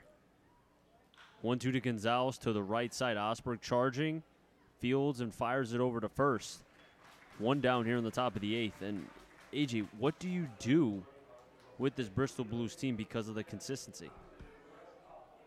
Well, if you're Ronnie Palmer, you can, make a big splash and maybe change things up, but sometimes that can send the wrong message to your team. Maybe you don't have faith in your, number one guys. And it's been a couple hard luck losses, as we mentioned at the top of the broadcast, for this Bristol team. I mean, you look a couple nights ago on the 4th. I mean, that game was 4-4 going into the 9th, and then a big hit from Sal Frelick of North Shore gave them the lead late. And then another 1-run loss last night. But, I mean, you can be kicking yourselves for that one, as it was the top of the 9th, and the Blues had first and second with just 1 out. A couple of walks from Worcester. It looked like Bristol was in business. As Koffel ropes that ball down the third baseline, that's going to stay fair towards the Bristol Blues bullpen. Koffel's going to round first and get to second standing. A double for the catcher. He came in 0 for 2, hit by a pitch, struck out twice, and he took out his anger, being able to crush that ball on a line up the third base. And as I was saying last night, top of the 9th, 2 men on, 1 out. But Ballman and Sagan struck out to end the game. So Bristol certainly had their opportunities last night, could not come through, but those same opportunities just have not been there tonight. And now Bristol in danger of dropping their 3rd game in a row. Harris being the dangerous threat that he has been today, 3 for 3 on the day with 2 runs scored and an RBI. Koffel with that double now has hit safely in 10 of his last 11 games. So the catcher catching fire here. Ball's going to stay up the third baseline, but slicing foul towards the stands. 0-2. And even Harris, when he's behind, we've seen the kind of line drive ability that, at least in this game alone. Koffel on at second with the double up the third baseline. 1 down. Gonzalez started off the inning with a ground ball towards Osberg. 0-2. This has a chance to stay fair. Brereton coming in, slides, doesn't make the catch as the ball came out of his glove, and Koffel's going to score easily. And they're going to catch Harrison a rundown. DeLeese applies the tag, but just got his foot on first base because Bonficini was coming up to cut the ball off. But instead, somehow DeLeese came up with it. Now 5-0, Bristol Blues, and it feels, AJ, like it's 10-0. This one slipping away from Bristol is tough play there from Brereton. Again, not an instinctual outfielder, so a bit of a slow jump on that sinking line drive, unable to come up with it. And how about Dustin Harris? 4 for 4, 2 RBIs, 2 runs scored on the day. So a big night for the first baseman. First pitch high, 1-0 to John Hansen. Does have an RBI and a walk. Also was stranded at third back in the sixth. DeLeese takes a breath, comes to the set. 1-0. Another rope, but foul, and we're seeing a lot more comfortable at bats from the Worcester Bravehearts the last 2 innings. A lot more contact ability with hard contact. Well, they were able to grind out some at bats against Sheehan. Didn't have the best success. Offense was aided a little bit by a couple of defensive miscues, a bases loaded error from Malloy, and a throwing error on a double steal by Bryce Ramsey. 2 unearned runs came in to score, but now the Bravehearts really looking a whole lot more comfortable, and I don't think DeLeese is at the same velocity that Sheehan was pumping earlier in this game. So I think as this game has worn on, they're just seeing pitches better and they're jumping on them.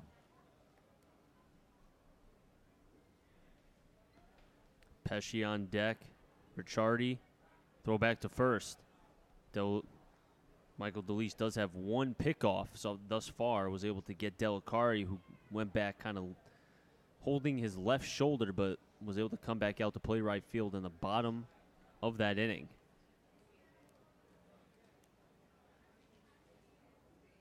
Two 2-1 to Hansen.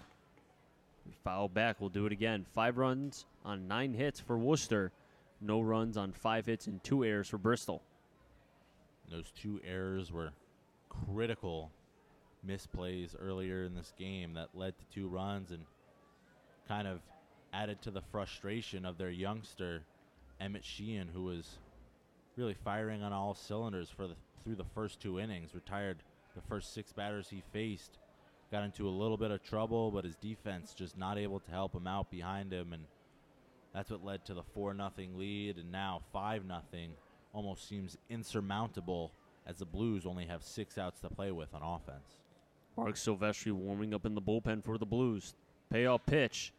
Chopper towards the Parko, gloves it, nice play, fires over to first. And the shortstop showing the range, making some dazzling plays for the Blues. And that was mighty impressive. Only 1 play to make there from Leparco, and he nails it. And you said it, Chris, very impressive from the shortstop. We've seen him at a number of different positions, third base, shortstop, second, and wherever you put him, he's going to make plays. And a bit of a short hop there on the bouncer, able to come up and fire a strike over to Bonvicini for the 2nd out of the inning. Pesci, the 9 batter, will be at the plate. First pitch fastball outside, 1-0. Pesci grounded out into a double play back in the 3rd, reached base in the 4th, and then struck out looking in the 6th. And between Harris and Hansen, the 7 and 8 hitters, that's the first putout of the night from Bristol Blues pitching of those 2. Harris and Hansen have been a nightmare all night for Bristol pitching. And Pesci's able to find a piece of it, but stays in the air long enough towards Leparco to retire the side. But the Blues give up another 5-0 as we're heading to the bottom of the 8th. You're watching the Bristol Blues right here on the Bristol Blues YouTube channel.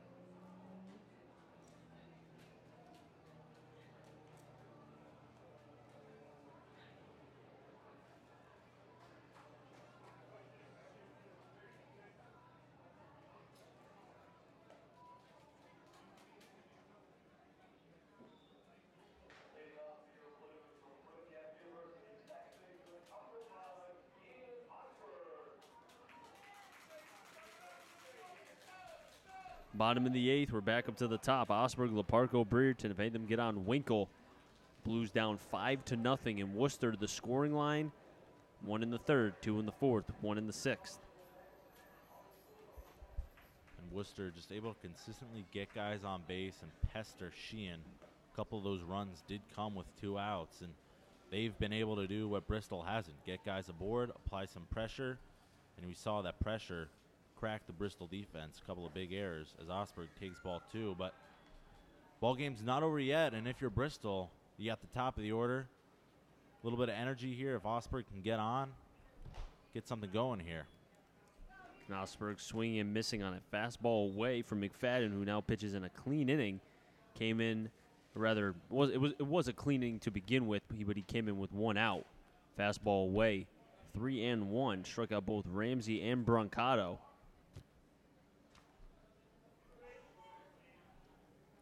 McFadden's 3-1 pitch. Osberg slicer to the third base side.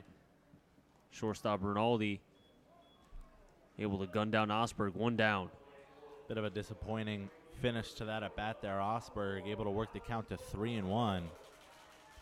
Really in control there, and you would think you're picking 1 pitch out that you can really drive and get something good to start a rally here, but a little bit too aggressive there, and I think that's just a product of Osberg going 0 for 3 tonight, kind of hunting for a base hit as he just smacked a routine ground ball to short. So Leparco now trying to start something as the Blues with just 5 outs to play with and chasing 5 runs. And Leparco gets fooled on a fastball and couldn't check his swing. Leparco's had a pretty good day at the plate, singled his last time up and was strained at second back in the 6th. But Worcester, 1 run in the 3rd, 2 in the 4th, 1 in the 6th, 1 in the 8th. Bristol with nothing thus far, 5-0. Bravehearts are up. Broken bat. Third baseman Hansen charges in, shows off the arm, and a nice play from the third baseman from Worcester. 2 down. You got to give credit to this Worcester defense. Really haven't been asked to make a ton of spectacular plays, but those 2 plays to start the inning, nothing flashy about them, but not the easiest plays to make. Hansen coming in, firing out Leparco, who's got some of the best wheels on the team, and Rinaldi throwing out Osberg, who leads the team in steals. So a good job defensively to keep anything from going here Bristol's way. Brereton trying to bump, but fouls it back, and I don't know about that call because you're down 5-0. Even if you get on base, I get you want to keep the line going, but definitely a tricky situation. Well, I think Brereton, as he watches ball too, I mean, he's frustrated. A guy 3 strikeouts, and he knows it. He knows he's atop the leaderboard in strikeouts, but if you're Bristol, the only way you're going to get back into this one is with base runners. Fastball away, 2-1 is the count. Brereton has struck out.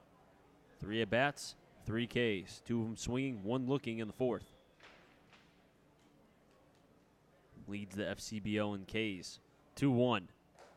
Fastball down the middle, 2-2, and that's a pitch right there, AJ. Might have been the one that he should have attacked. Yeah, sometimes we talk about it, Chris. This Bristol team looking for the perfect pitch in the perfect spot, and sometimes you just got to go out there and be an athlete and swing away. Chopper to Ricciardi. Nice action. Slips, is able to regain. And the second baseman keeping his composure, knowing the internal clock with Brereton, and was able to make the throw off his back foot for the 3rd and final out. We're heading to the top of the 9th. 5-0 is your score. Worcester is up over the Bristol Blues. You're watching the Bristol Blues on the Blues YouTube channel.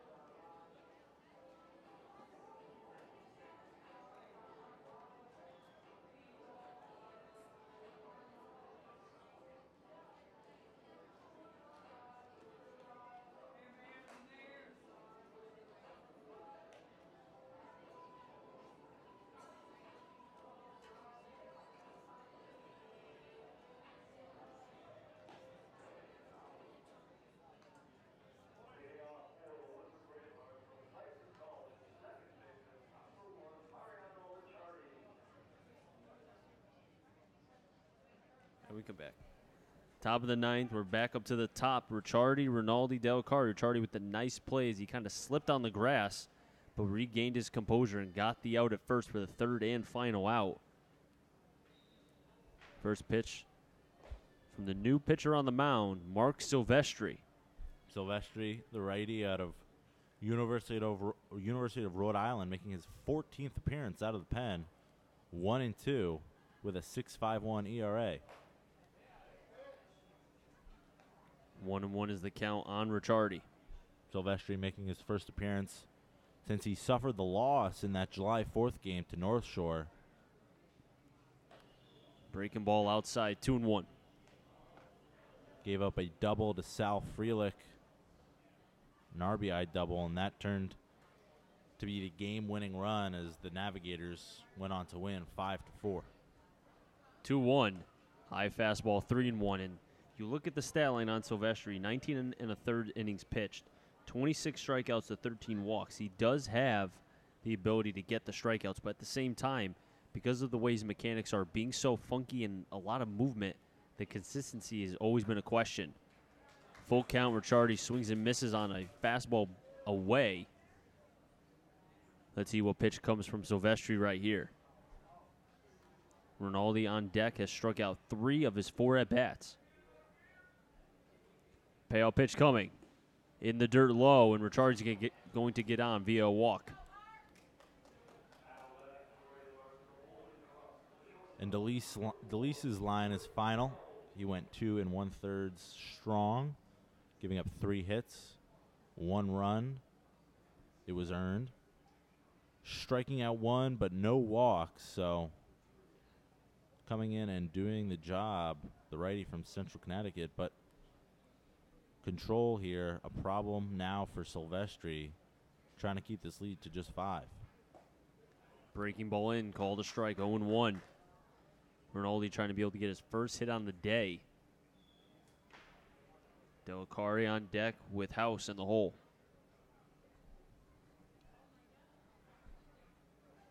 Silvestri comes to the set at his belt. Breaking ball high, slips out of his hand, 1-1. See the second baseman Osper playing close to the bag just in case that Ricciardi wants to make an attempt to throw, because we know Worcester is going to try to add on to this lead. Silvestri holding the ball. Fastball slicing towards the Bravehearts bullpen. That's going to go foul, giving chase with Stevens. So Silvestri ahead in the count. Does have that kind of in-between off-speed pitch. Call it a curve, call it a slider, might be a slurve, but a bit of a frisbee pitch with his funky motion. We'll see what he dials up here for a put-away pitch. 1-2. Just gets a piece, but that's going to go foul. Does it look like it possibly hit the plate or maybe the left-handed hitter's batter's box? Went up the third baseline in between the catcher and Malloy.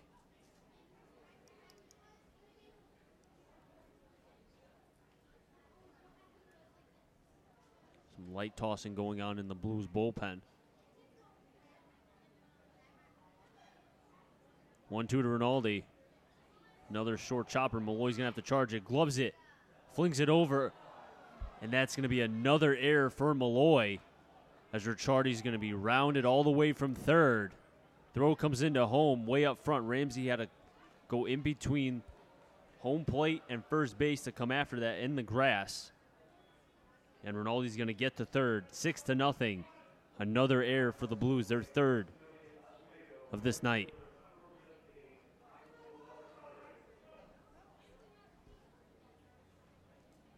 Del Carri getting another at-bat. Looked to have been injured after the pickoff play a couple innings ago, but looks to be okay. We'll see how he looks after this swing.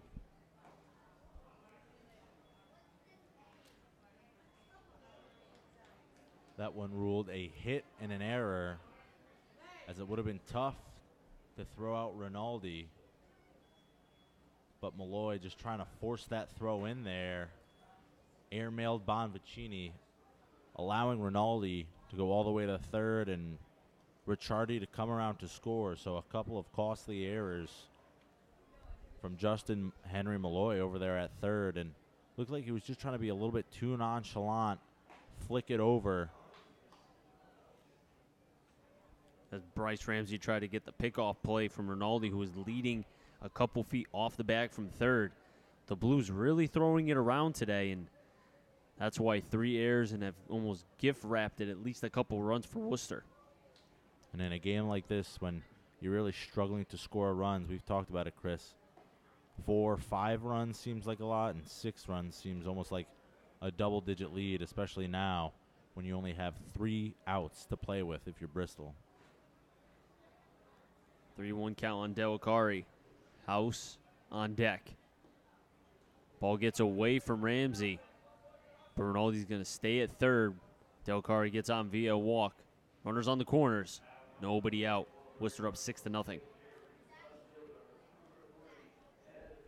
So House will be at the plate. So with the base hit off the bat of Rinaldi, he now has hit safely in 9 of the last 10. And Delacari, after his base hit in the 7th, bumps his hit streak up now to 6 games.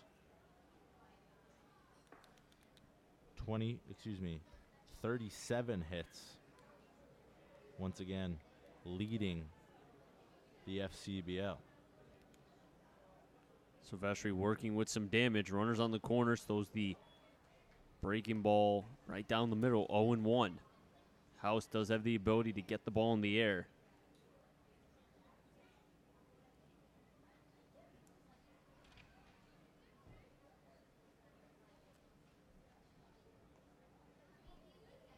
Delacari's going. Pitch in the dirt. Ramsey's not going to throw it, and that's going to be a stolen base for Delacari. Only one other game going on tonight in the FCBL. It's between Pittsfield and Nashua. The Silver Knights leading the Suns in the top half of the 7th. 1 for 3 is House with a hit, 1 run, and 1 walk, and Ramsey going out to talk with Silvestri. And not the way the Bristol Blues wanted to be able to kind of get themselves into the bottom of the 9th, because, like we've mentioned many times, 5-0 felt like 10, 6-0, and with a chance for more for Worcester, almost seems bleak for the Blues. 1-1 to House. Fouls. It goes up the third baseline.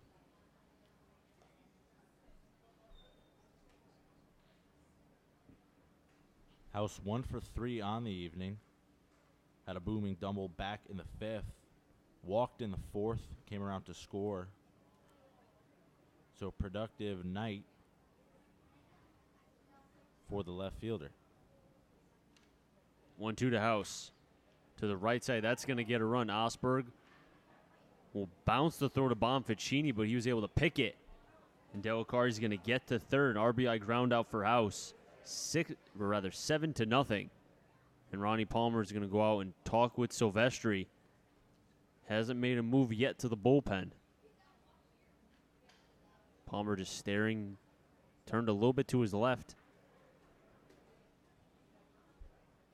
Now there's a conference on the mound with Malloy and now Silvestri. And he's made the sign. We're going to the bullpen. When we come back, we'll get you some numbers on Silvestri and the new pitcher on the mound when we come back right here on the Bristol Blues YouTube channel. Worcester is up by a large margin.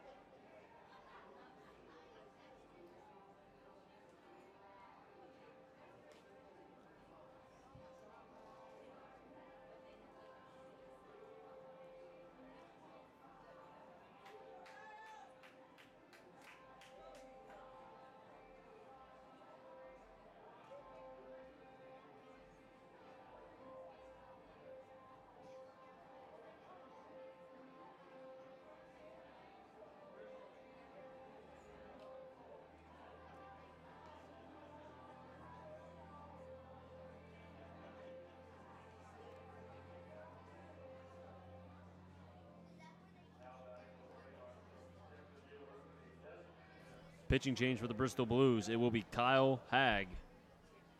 He'll be facing Jack Gonzalez, who's 0 for 4 on the day, getting now his 5th at-bat.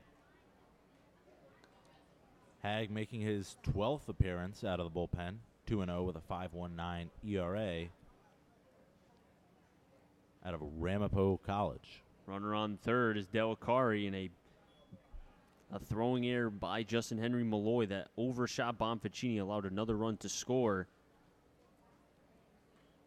And the Bristol Blues have had a very sluggish game on a day that started out rainy, thunder, and turned out to be sunny, and with a chance for being able to have some low temperatures and nice breeze, but has not brought good fortunes for Bristol.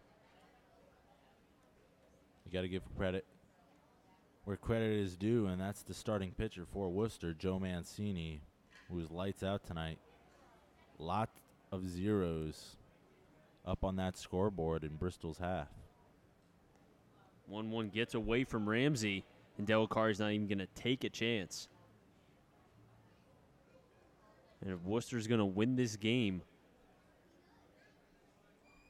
they will have been able to now lead 6-4 in the season series over Bristol. At one point, Bristol was up 4-2, but they lost both games of the doubleheader. They lost last night, and if they lose tonight, 6-4 in favor of Worcester. 2-1 to Gonzalez. Outside, slicing towards foul territory, giving chases Laparco. And it just got out of his grasp. Yeah, tough play there from Laparco. Had to run a mile from his spot at short. Had to go a long way. Looked like he got to the spot, but again, you talked about it, Chris, a little bit of a breeze going out tonight, so I think that ball had some odd spin on it, and the breeze just blew that one just out of reach of the hustling shortstop, but you got to give him credit. Hustling after that ball, trying to steal an out here in the top of the ninth, trailing by 7. 2-2 with 1 out. On deck is Koffel. 3-2. And you look at the standings with their win over Bristol last night. Worcester overtook second place outright, a half-game lead, and you would expect the way this one's going, they will increase that lead over Bristol 4 games back of the first place Martha's Vineyard Sharks. Payoff pitch, another foul ball. Malloy going chase all the way to the fence. And just going to be out of his reach. And taking a look ahead at this Bristol Blues schedule, going to be right back here, 7 o'clock tomorrow night, taking on the Nashua Silver Knights here at Muzzy Field. You can join us once again right here on the Bristol Blues YouTube channel. Chris and I will be on the call, whether you like it or not. And after that, they'll be heading back up to Nashua. Breaking ball in. Umpire doesn't give the strike 3 call. And Gonzalez works a tough at-bat. First and third with 1 down. And as I said, that'll be a 5 o'clock start in Nashua on Sunday the 8th. And after that, a nice little break for Bristol. They'll go the 9th, 10th, and 11th. A couple days off. And that game on Sunday will start a bit of a road stretch as they go at Pittsfield, at North Shore, and back to Pittsfield on the 12th, 13th, 14th, and 15th. And then just like that, into the All-Star break. So this season for Bristol creeping steadily along, but a little bit of limping here into the weekend. Do you think them maybe getting away from Muzzy Field, as you just saw a nice change up from Hagg, 0-2 on Koffel, do you think maybe them getting away from Muzzy will kind of benefit them because they have very inauspiciously struggled here in Bristol? Sometimes it's just the way the ball is bouncing some ways, but, I mean, if you're going to win ball games, you're going to need more than 5 hits, and you can't commit 3 errors like they did tonight in big spots. So no matter whether you're playing here, whether you're playing in Nashua, whether you're playing at Yankee Stadium, you got to make the plays in the field. And tonight Bristol didn't do that, and they got behind early, and their offense really just did not have an answer for Joe Mancini on the bump. 0-2. Bryce keeping that ball in front, 1-2.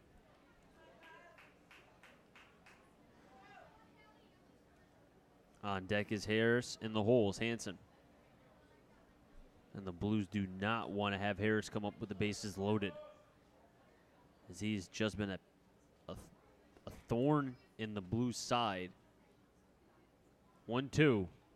Uncompetitive, way outside, 2-2.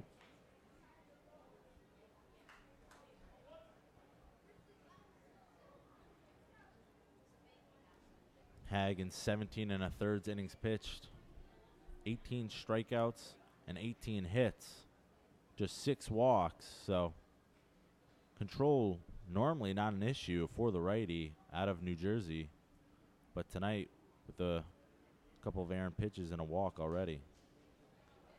Ramsey tried to pull that pitch back in, and I might have did the broadcasting curse and said the pace of this game was really flowing, and then now it's really stays stagnant. Runners on first and third, 3-2 count on Koffel. Yeah, I think it's safe to say this one is squarely on your shoulders, Chris. So It is, 150%. thank you for that. No problem, AJ. Anything I can do. Hey, I mean, Sonny Gray isn't any better. The way I look at it, it's just more time that I get to spend with you and Aw. Huck over there, our producer. So not the worst thing in the world, is it? Bases loaded. That brings up the dangerous Dustin Harris. And AJ is, he's not happy with me right now. I mean, you got to throw strikes. It's the the fourth walk of the inning, and a base hit off the bat of Rinaldi and a throwing error. So just a sloppy inning and an already uncompetitive game, and the Blues just not capable of throwing strikes. And Harris, just like his first 2 appearances at the plate, swung at the first pitch but fouled it back. And you could see Harris is sitting dead red. That's every pitch that he's hit has been on a fastball. I mean, he's just seeing balloons right now. I mean, anything you throw up there, he might hit it. He's 4 for 4 on the day. A couple of base hits, 2 RBI, 2 runs scored. So Bristol they've not been able to crack the code of the first baseman. And Harris to the right side of the field just goes foul, as it was kind of tempting that line between fair and foul. And the Bristol Blues are thankful that stayed foul. Harris putting some good swings on the ball, really barreling every pitch up, even on a foul ball right there. Everyone really holding their breath as that ball was soaring down the right field line. Harris coming into this one, just a .244 hitter, but after a 4-hit performance tonight, that average about to bump up a couple of points. And the temperature really, well, I shouldn't say really, but has dropped a tad since the beginning of this game. The weekend weather's supposed to be in the 80s, 86 on Saturday, and somewhere around the low 80s on Sunday. So the weather's going to be nice. And maybe this game could be a wake-up call for Bristol. They came in 17-15 in third place. They were in second place from the beginning of June, 35 days until now. 0-2 almost hits Harris. This is the second at bat in a row where we've seen Hag get ahead 0-2, 1-2, and almost completely lose command of the strike zone. As that pitch, Harris had to skip rope to get out of the way of that one. 1-2 coming from Hag. Hit sharply to Leparco. Loses it and not going to be able to get an out, as Leparco tried to play that ball ahead of when, even before he had a chance to make the play. And that's what happens when you continuously, how this game's dragged, the walks, everything else that plays into one big pile. And the infielders tend to fall asleep, and you saw right there. a play that Leparco typically will make, but a game that's just been all around bad.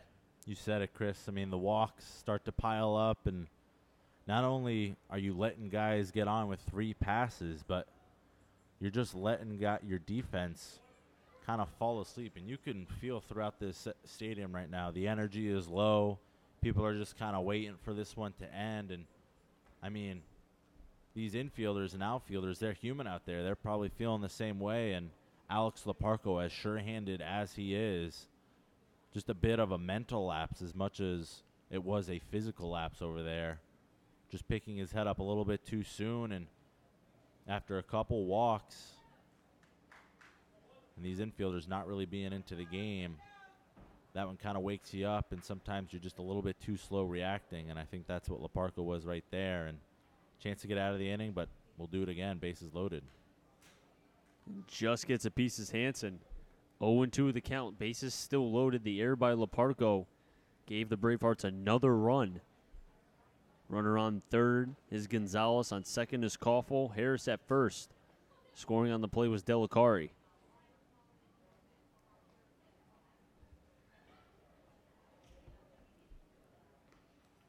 Oh, 2 on Hansen. In the dirt, 1-2.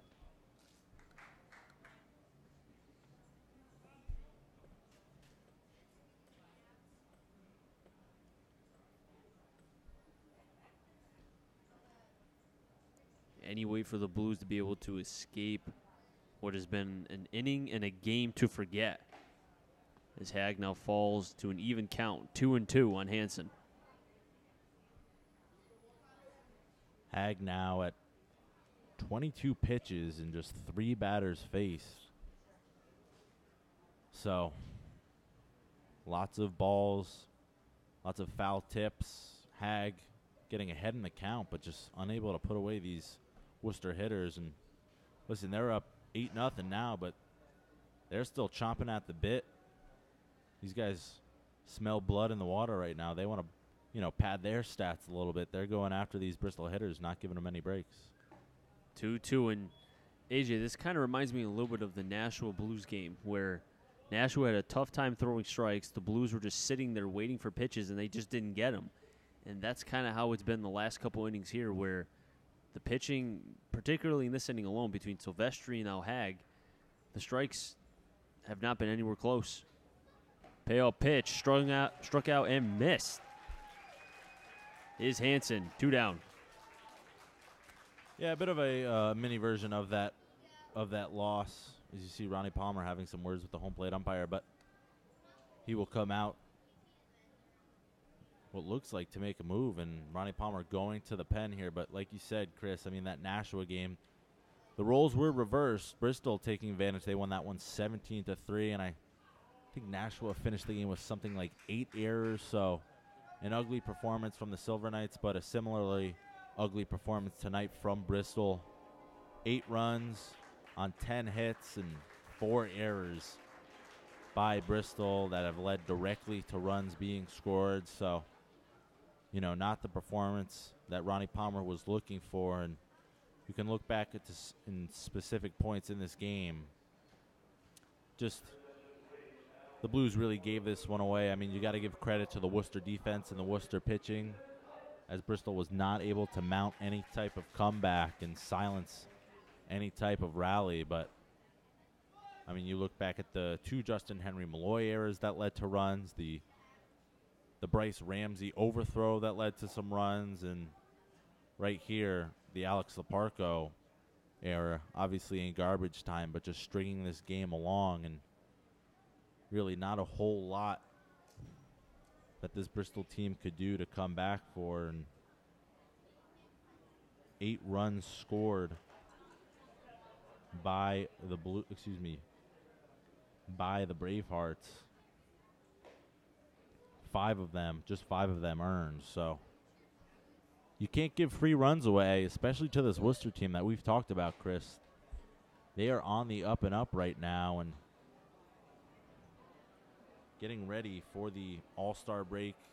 This team is peaking right now, and J.P. Pine got this team rolling as a new reliever in for Bristol. And the way that you're seeing Worcester, you can almost say that they're a threat towards the Martha's Vineyard Sharks because each one of them is either 1, 2, or at least in the top 3 in multiple categories. And it's definitely going to be an intriguing second half for the FCBL season as soon as the All-Star break is over with. And Ethan Hunt will be on the mound for the Bristol Blues. Bases still loaded. Gonzalez at third, Koffel at second, Harris at first. Hansen went down swinging on a 3-2 pitch. And Pesci will be at the plate.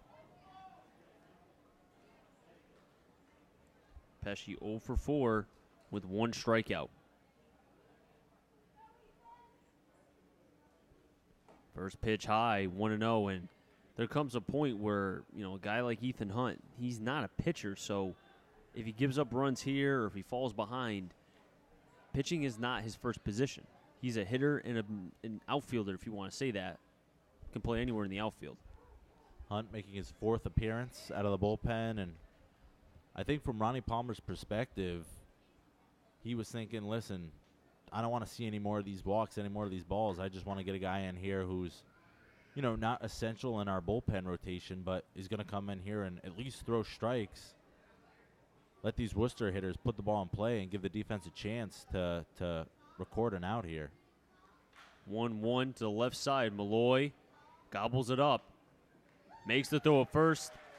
And a long inning that started out bleak ended up treacherous for the Blues. 8-0. The Blues are down against Worcester, heading to the bottom of the 9th, right here from Muzzy Field.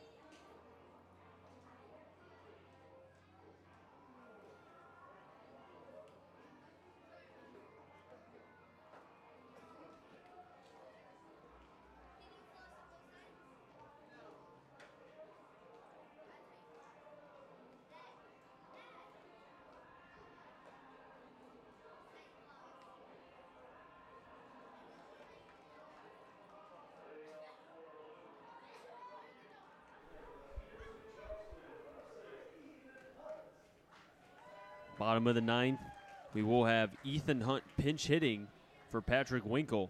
And Ethan Hunt was able to get the last out in a very long top of the 9th. 3 runs total, but countless walks. But was able to get Pesci to ground out. Now the Blues will have their last licks in a game that I think everybody on that roster wants to forget. New wing on for the Bravehearts. Number 41, Keith Scales, the righty out of WPI, making his 3rd appearance of the season. All 3 of them out of the bullpen. Foul tipped off the glove, 1-1. 2 innings pitched, 3 strikeouts, and just 1 hit. So appearances for Scales have become far and few between, but when he's in there, he's done the job. And Scales has pitched against the Blues back on June 12th. 1-1. Back to the pitcher. He's going to take his time, triple clutch, and make a nice, easy throw to Harris. 1 down. And against the Blues through 1 inning, 1 strikeout, 3 batters faced. All 3 went down. And right there you saw by Ethan Hunt grounding out back to the pitcher, he got the first out. And now we'll bring up Dylan Reynolds, getting his first at-bat here in the bottom of the 9th. And it looks to be Teddy Haig will be pinch hitting for Bonfacini. As Stills hit the umpire, and that ricocheted off the ground and hit him in the back of the head. I don't even know how that happens. Looked like the home plate umpire kind of turned his back when he saw that pitch coming, and you got a lot of padding in the front of your body, but not a whole lot in the back, because it looked like that bouncer caught the home plate umpire right in the back of the head, and he looks like he's in some serious pain as we got the athletic trainer now coming out to check on him. I don't know if that was a breaking ball, I don't even know what to call it, except it was shot put into the ground. And we've mentioned before, it's tough for catchers to be able to kind of find where that ball is going to be or what kind of turn it's going to take. And even same thing for an umpire, because, Scales literally threw that into the ground and then popped back up. And then I don't know if it touched a piece of the catcher Koffel and then backhanded, or rather went to the backside of the head, but we just hope he's okay. Now we're seeing both coaches convene here, and this is not the first time we've seen these coaches convene with the umpires. As you remember, July 1st, back in that doubleheader, the home plate umpire in Game 2, suffering from some dizziness from the heat.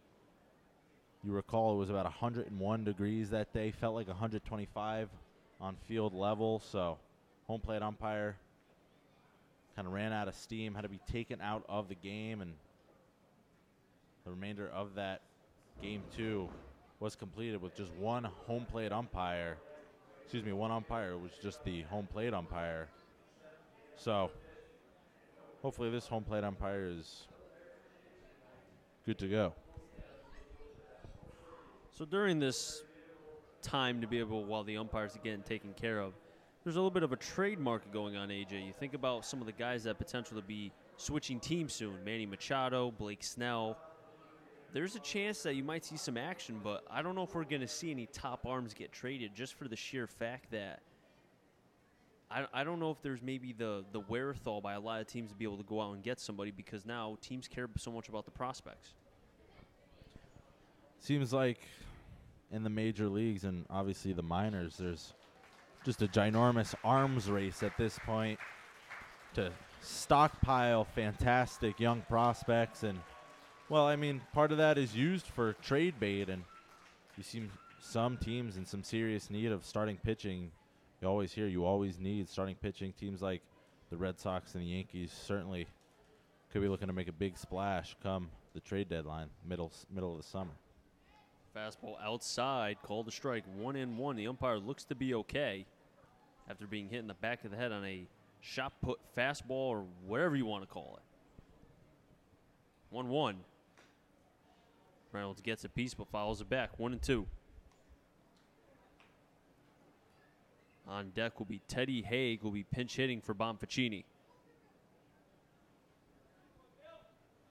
1-2 to Reynolds. Slips out of the hand of Scales. 2-2. Reynolds going into this one hitting at 255 with 8 RBIs and 11 runs scored.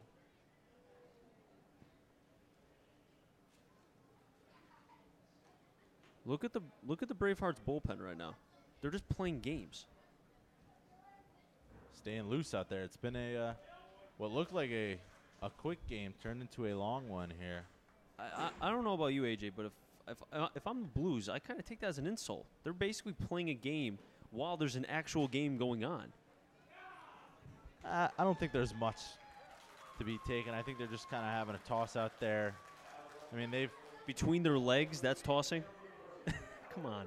I don't see any between the legs action. I saw that from two of them. Well, if you're the Bristol Blues and you're mad, don't get beat by 8 runs. I mean, that's the simple very true. answer to that equation right there. No, you're right. Reynolds not being held on. First pitch to Haig. Call the strike, 0-1. On deck will be Cooper Moroka. He'll be pinch hitting for Stevens.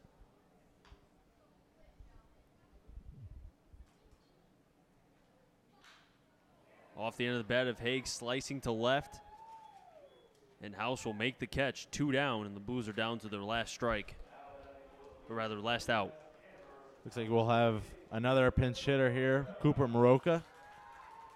Primarily an infielder here for the Blues.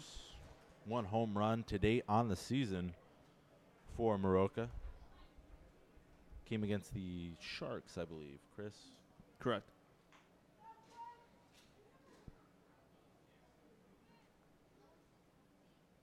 First pitch to Moroka. Big, healthy couple misses, 0-1. Actually, I think it was Brockton that he got the home run. You might be right on that. The Sharks was Malloy, Bonficini, and there was one other one. It's escaping me. I believe it was Leparco. I know Leparco had a home run, too, in Brockton. 0-2. And now the Blues are down to their last strike. Something worth mentioning here, Dylan Reynolds coming on to pinch hit. Recorded his 22nd walk of the season. He's leading the FCBL in bases on balls, so that's what Reynolds does. 0-2, foul. You got to admit, Reynolds does not give up at bats, even with the game being 8-0. He's always going to give you 100% effort no matter what. Such a tough out, and if you're Ronnie Palmer and if you're at Fairfield, you got to love that. He's going to work the pitcher no matter what the situation is in the ball game. The 0-2, high 1-2.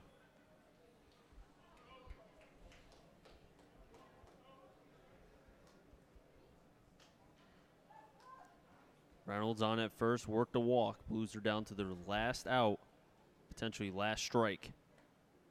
Cooper lays off the breaking stuff, 2-2.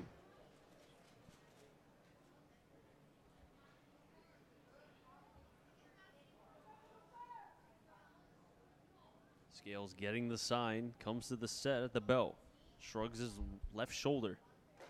Fastball in, full count. Producer Huck, just a little bit incensed at the length of this 9th inning. I believe this one had to have started at a little bit after 9 maybe, and about 30 minutes deep into this 9th inning. 3-2, Reynolds going.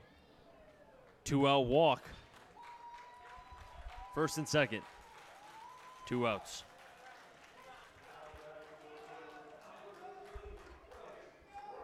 And Bryce Ramsey will be getting another at-bat, the first time the Blues will have a batter who has not been pinch hit for.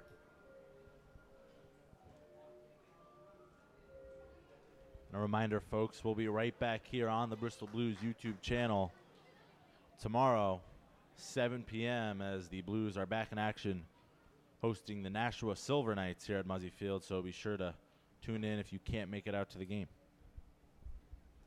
Pre-game will be at 6:55.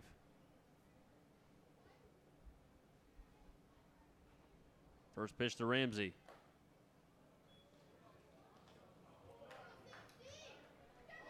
Cooper on at first. Reynolds at second.